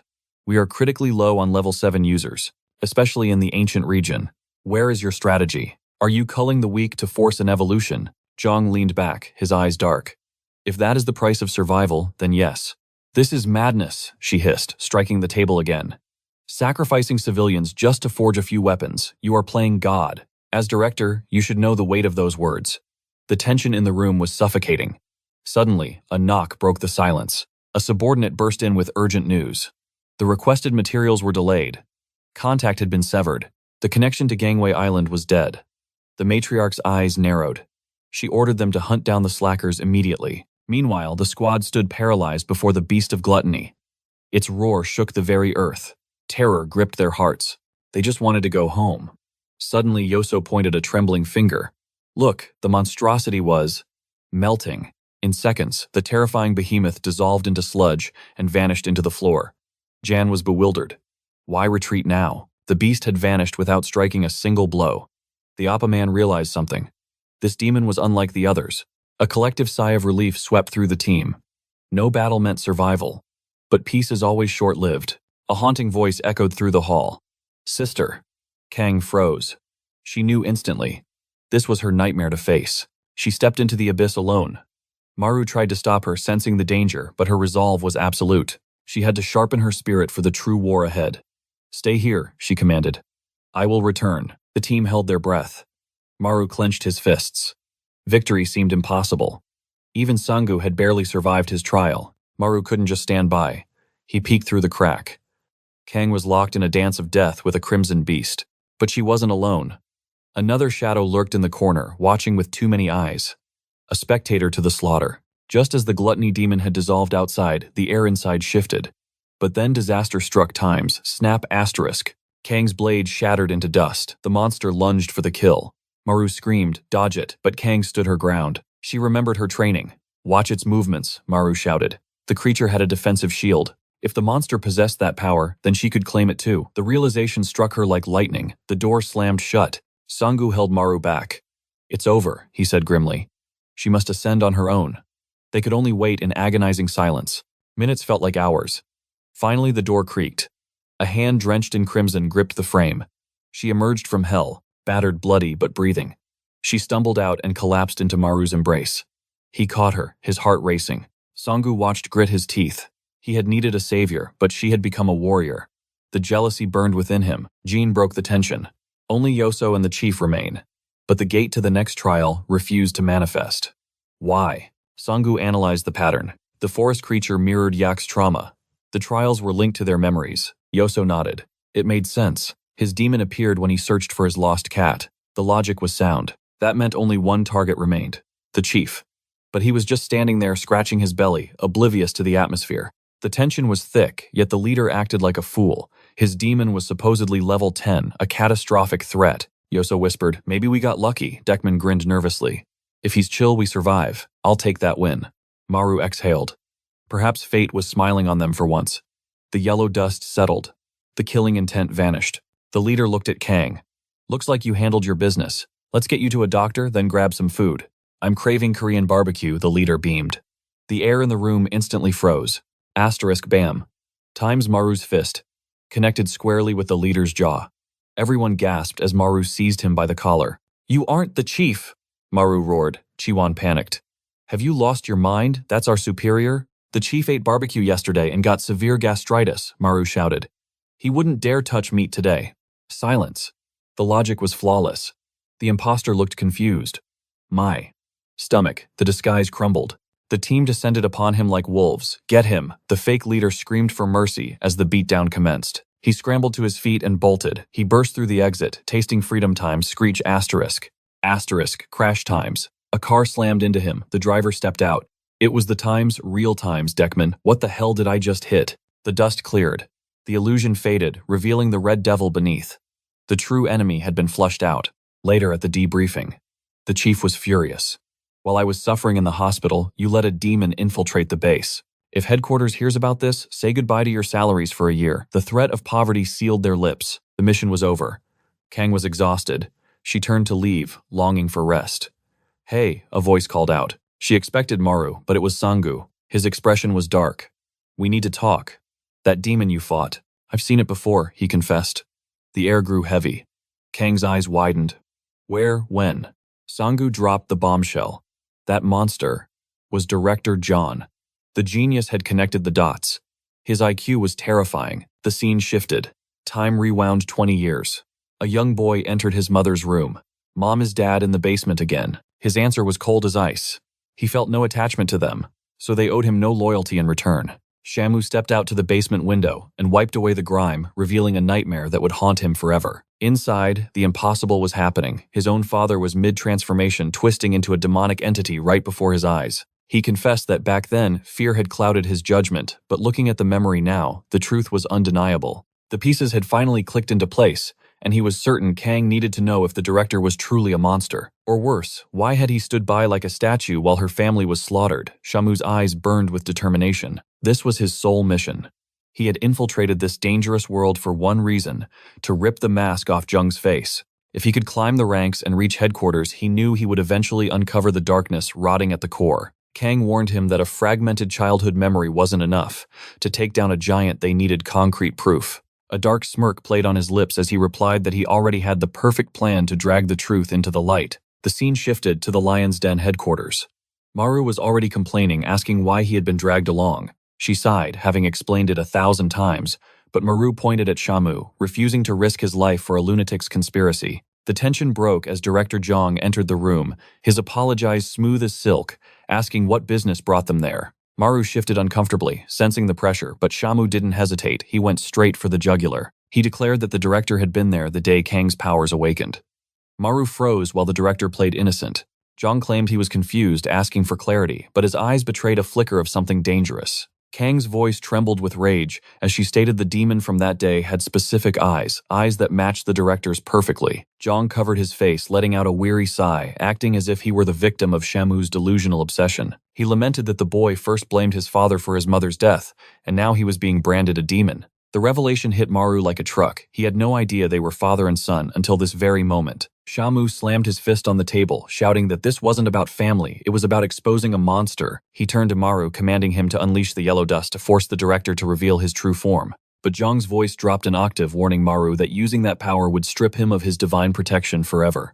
Maru hesitated, the weight of the choice crushing him, while Kang urged Shamu to stop refusing to sacrifice her friend. She wanted justice for her family, yes, but not at the cost of Maru's safety. However, Maru looked at her. He remembered her pain, the memory of the demon tearing her life apart, and his resolve hardened into steel. He stood up, declaring that if this was the only way, then Shamu better take full responsibility for the consequences. The yellow dust began to swirl, filling the room with suffocating pressure as the director rose, asking why his son would go this far. Shamu spat back that he never considered him a father, snapping his own fingers to break the tension with pure adrenaline. To him, Zhang was just the coward who abandoned them. The glass behind the director shattered from the rising aura. Shamu lunged. He slammed his shoulder into Zhang's chest with the force of a freight train, knocking him out the window. As they fell, Maru screamed that this was insanity. Without the dust outside, there was no safety, but Zhang just smirked. As he plummeted toward the earth, the director thought that these brats were finally becoming a nuisance. Suddenly, the atmosphere shifted. A portal tore open in midair, and the director stepped out unharmed and terrifying. He exhaled a cloud of dark dust, proving Shamu right in the most horrifying way possible. Yu Young burst into the room. She demanded answers, but the moment her eyes locked onto the director and the dust, she knew the devil stood before her. Kang screamed out a warning, confirming that Director Zhang was the architect of her family's destruction. Zhang calmly asked if anyone else knew of their suspicion. When silence answered him, a cruel smile spread across his face. "Good," he whispered. Space warped around his hand as he slammed it into the floor, shattering the reality around them. In a heartbeat, the office vanished. They were instantly transported to a desolate concrete wasteland, miles from civilization. Yu Young, bewildered, demanded to know what he had done. The director dusted off his suit, his demeanor changing completely. He explained that since they knew the truth, they had to die, and he couldn't very well stain his office with their entrails. Killing intent exploded from him. He launched a spatial attack that tore through the air like a guillotine. Da Juan screamed. They barely scrambled out of the way as the attack annihilated everything in its path. Looking back, Maru saw that matter itself had been erased. Yuan asked if he was insane, but the director simply smiled. He was ruthlessly pruning the branches of humanity, deeming the children impure variables who had witnessed too much darkness. It was a tragedy that the bald warrior and his disguised partner were entangled in this web. They would have been legendary weapons against the abyss, yet removing Maru was a necessary evil calculated to save himself the headache of future chaos. Maru demanded to know why he was being branded a traitor. The accusation of siding with the abyss hung heavy in the air, but Zhang simply began weaving another spell of dimensional destruction. He claimed humanity's fragility was their sin. Suddenly, a rift opened behind them. Kang turned, eyes widening in horror as two heads were severed from their bodies in a split second. Maru froze in terror, but nearby Yu Yang clutched her chest in agony. She gripped her heart for 5 agonizing seconds, invoking the ultimate taboo, the power of eternal pause. She held the Raza of time. By sacrificing 5 years of her own life force, she could rewind the world by exactly 5 seconds. The fabric of reality warped, returning them to the past. Back to the moment Zhang charged his energy. But the monster stared directly at them, his eyes gleaming with recognition. He knew time had shifted. The blood-soaking Yu Yang's chest was the proof of her sacrifice. Maru stammered, confused as to how the dead were standing before him again. It was chilling. Aside from the director, no mortal should have sensed the temporal shift. Sensing the danger, the bald warrior and the wig user roared. They charged with reckless abandon, declaring that time was a luxury they did not possess. They launched a synchronized assault, but Zhang was a ghost. He vanished into the ether, materializing instantly behind them. He strolled toward Seiwu, his voice dripping with malice as he asked about the boy's father. Seiwu responded with violence. He snapped his fingers and a telekinetic force crushed the director's arm, twisting the bone. Eyes burning with hatred, Seiwu declared this monster was not his father. Zhang prepared a spatial severance, but Maru and Kang reacted on instinct. They tackled the tyrant to the earth, warning the others to stay sharp or face death a second time. Yu Yang screamed a desperate order. Capture him alive. The answers they needed were locked inside his mind. The bald warrior and his partner hesitated, unsure if mercy was an option, but they steeled their resolve. They clasped hands, activating a forbidden technique, as they released a crimson aura linked their very veins. It was an all-or-nothing gamble. The wig-wearing fighter dashed forward. His speed amplified to godlike levels by the blood pact. He moved like a bolt of lightning, but Jang merely prepped a single lazy slash. In an instant, the warrior's head was separated from his shoulders. It should have been over. But even decapitated, the fighter did not fall. His headless body threw a devastating punch that connected with Jang's face. As his severed head spun through the air, it wore a grotesque smile, proclaiming their inevitable victory. This was the power of their bond. The bald warrior revealed the terrifying secret of their blood arts. As long as the pact remained unbroken, death had no dominion over them. Jang fired a spatial slash to sever the connection, but the blood bond reformed instantly, knitting together like liquid steel. Now, his earlier words made sense. The final mercy pact was absolute. The headless warrior lying on the ground thanked the director for the past, but declared that today the debt would be paid in blood. Maru watched in awe of their spirit, but Seiwu sensed the impending doom. Jang was dodging their suicide attacks with terrifying ease. Kang shouted for them to observe the battlefield. It was a trap, but arrogance had blinded the villain. After dodging for so long, Jang had stepped right into the trap laid by the blood ties. The bald warrior and his partner pulled the ethereal strings. This is the end, they roared, stretching Jang's body from both sides. Yu Yang screamed for the finishing blow. Kang's blade flashed, slicing his arm while Seiwu's telekinesis shattered the other limb. Excitement surged through the team. They had stripped him of his ability to cast spells. But their hope was extinguished as quickly as it rose. Jang began inhaling the yellow dust of the abyss, regenerating his flesh in seconds. The leader barked at Maru to bite him and disrupt the flow. The boy sprinted forward, screaming that he had never tasted human flesh, but as he closed the distance, the atmosphere shifted. Jang smirked. Maru's blood ran cold as the man's form twisted and contorted. It was the nightmare scenario he was transforming. He became the very demon from Kang's prophetic dreams. A punch clashed with Maru, unleashing a shockwave of spatial distortion. Maru tried to defend, but the darkness was hungry. The energy spiraled into Jang's palm, creating a black hole that swallowed the boy whole. Before their despairing eyes, Maru was erased into the void. The monster stood there, grinning with the madness of a creature beyond reason. Yu Yang's mind fractured, unable to process the horror. Jang sighed, a sound like grinding stones, apologizing for revealing his true form. Seiwu's heart shattered. He finally accepted that his father was long gone. The demon touched its face, lamenting the waste of resources. He mocked them, stating how tragic it was to slaughter the very soldiers he had cultivated. Kang froze as the realization hit her like a truck. She refused to believe it, but the demon confirmed her worst nightmare. He was the architect of her trauma. He was the one who summoned the demons to her home that fateful day, all because he saw her potential as a weapon. Blind rage overtook her. Kang lunged a scream tearing from her throat, ignoring the leader's desperate command to halt. It was suicide. She swung her blade, but the demon merely extended a hand. Her body began to crumble into dust. With a single spatial slap, she was erased from existence. Yu Yang lost an arm, and in a flash of dark light, the entire team was annihilated. Left with no other option, the leader clutched her chest in agony and forced time to rewind by 5 seconds. She seized Kang's shoulder, her voice trembling with a warning to freeze or face instant death, but Kang was frantic, screaming for a solution. Yu Yang's spirit broke. She confessed they were helpless. Ever since Director Zhang's transformation, his power had become something monstrous. It was an overwhelming force they couldn't even scratch, let alone approach. Kang insisted that if they still had, Maru hope remained. But how could they retrieve him from the void? The leader's eyes went cold as she crushed that hope. It was impossible. No living soul had ever returned from the endless darkness created by Zhang's shadow. Meanwhile, our main character was sprinting through the abyss, stumbling like a lost soul. He ran until his lungs burned, yet darkness swallowed everything. Just as he collapsed in exhaustion, a flicker of hope appeared, an exit shimmering in the distance. Adrenaline surged, and he scrambled toward it. He was desperate to uncover the truth, but as he stepped into the light, he froze. Standing there was none other than Director Zhang himself. The man looked withered, a shell of his former self.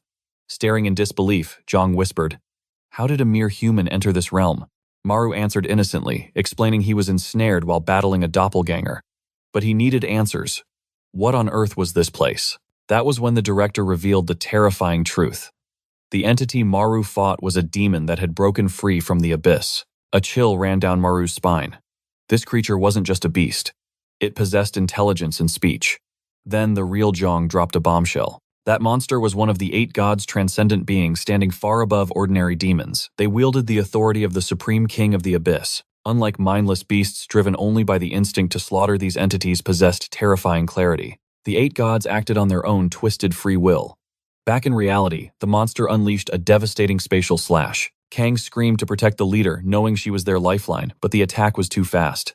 In a blink, both Kang and the bald warrior were cleaved in half. Damn it. The leader was sacrificing years of her lifespan. She grabbed her heart, agony etched on her face, and turned back time 5 seconds. Severed heads and limbs snapped back into place. The illusionary Zhang mocked them, declaring that mortals stood no chance against the supreme realm. No ability user could ever hope to challenge a god. Despair washed over the team. The entity taunted the leader, asking why she persisted when she had already reversed fate countless times. Why not just accept death? Yu Young trembled, realizing she had been dancing to this monster's tune all along. The demon smirked, amused by their struggle. He raised his hands, tearing open the sky with demonic portals. Now he laughed. Let the real entertainment begin. Nightmares began raining from the heavens. The battlefield had become a slaughterhouse.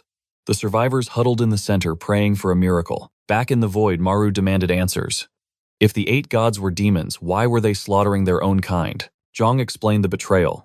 The entity possessing him was a traitor to the abyss, an enemy of the Supreme King. This monster intended to forge humans into weapons to shatter the abyss itself. Maru's eyes widened. Was the entire civil service system just a pawn in this space demon's game? He clenched his fist. If I kill that bastard, could we end this war? But Zhang shook his head heavily. It was already too late. The invasion had begun. Our boy's resolve hardened. If that demon dies, you regain control. He wasn't giving up. He seized Zhang's arm, shouting that they were leaving, but the director refused, claiming his consciousness was shackled to this hell. Maru played his trump card, his voice softening. Director, your son is waiting for you outside. Zhang froze confusion, clouding his eyes. My son.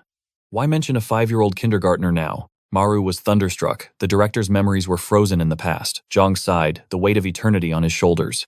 This is exhausting. I just want to rest with my family. Maru yanked him harder. No, we escape now. There is a way out for both of us. But the director lowered his head in defeat, whispering that the seals were unbreakable. He insisted escape was impossible. Meanwhile, back at the ruins, the squad was overwhelmed by the endless wave of monsters. The space demon grinned.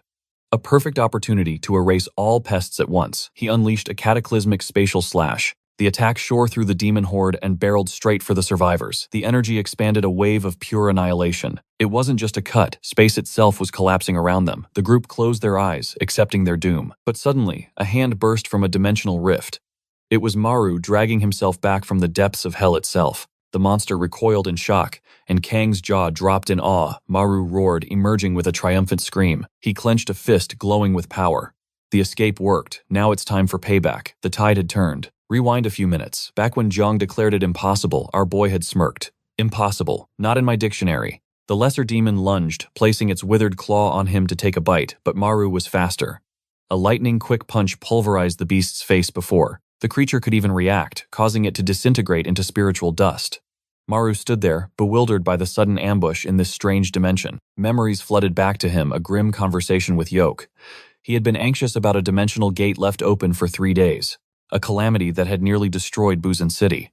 They were only saved because the director arrived in time, sealing the rift by manipulating space itself.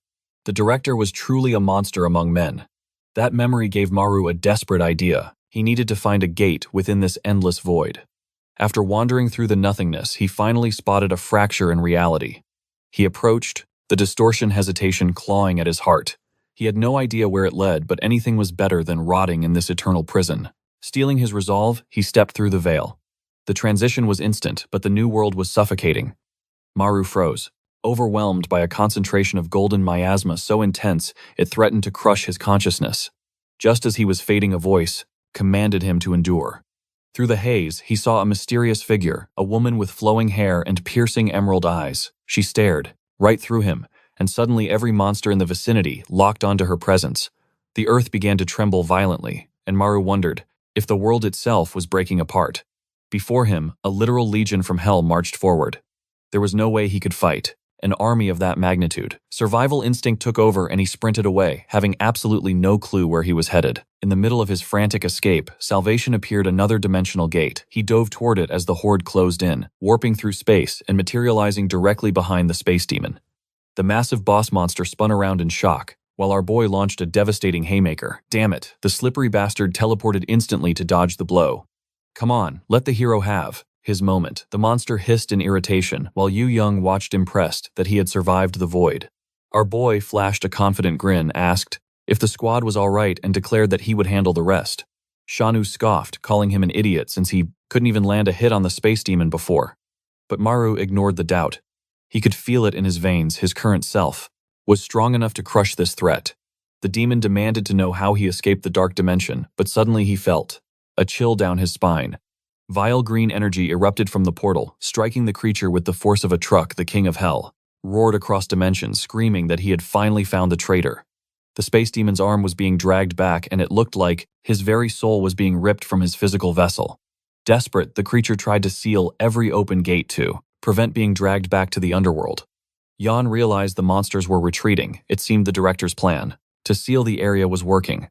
The demon struggled against the inevitable, while the king's hateful gaze bore down on him from the rift. It seemed like the battle was won, but the space demon realized something crucial. A massive portion of the power the king of hell had lent him had been reclaimed. Trembling with humiliation and rage, he clenched his fist, aiming straight at Maru. "This is all your fault," he shrieked. Our protagonist stood his ground as a blade of spatial energy flew toward him, ignoring his allies' desperate screams to dodge. The attack struck true. Maru's head was severed. Clean off, Yu Young clutched her chest in horror, but Kang grabbed her arm, his eyes wide. Look closely, Maru had triggered his evolution skill. Like a butterfly emerging from a grotesque cocoon, his new body burst forth, dashing toward the demon. The creature launched another, spatial/unbothered, but Maru didn't even flinch.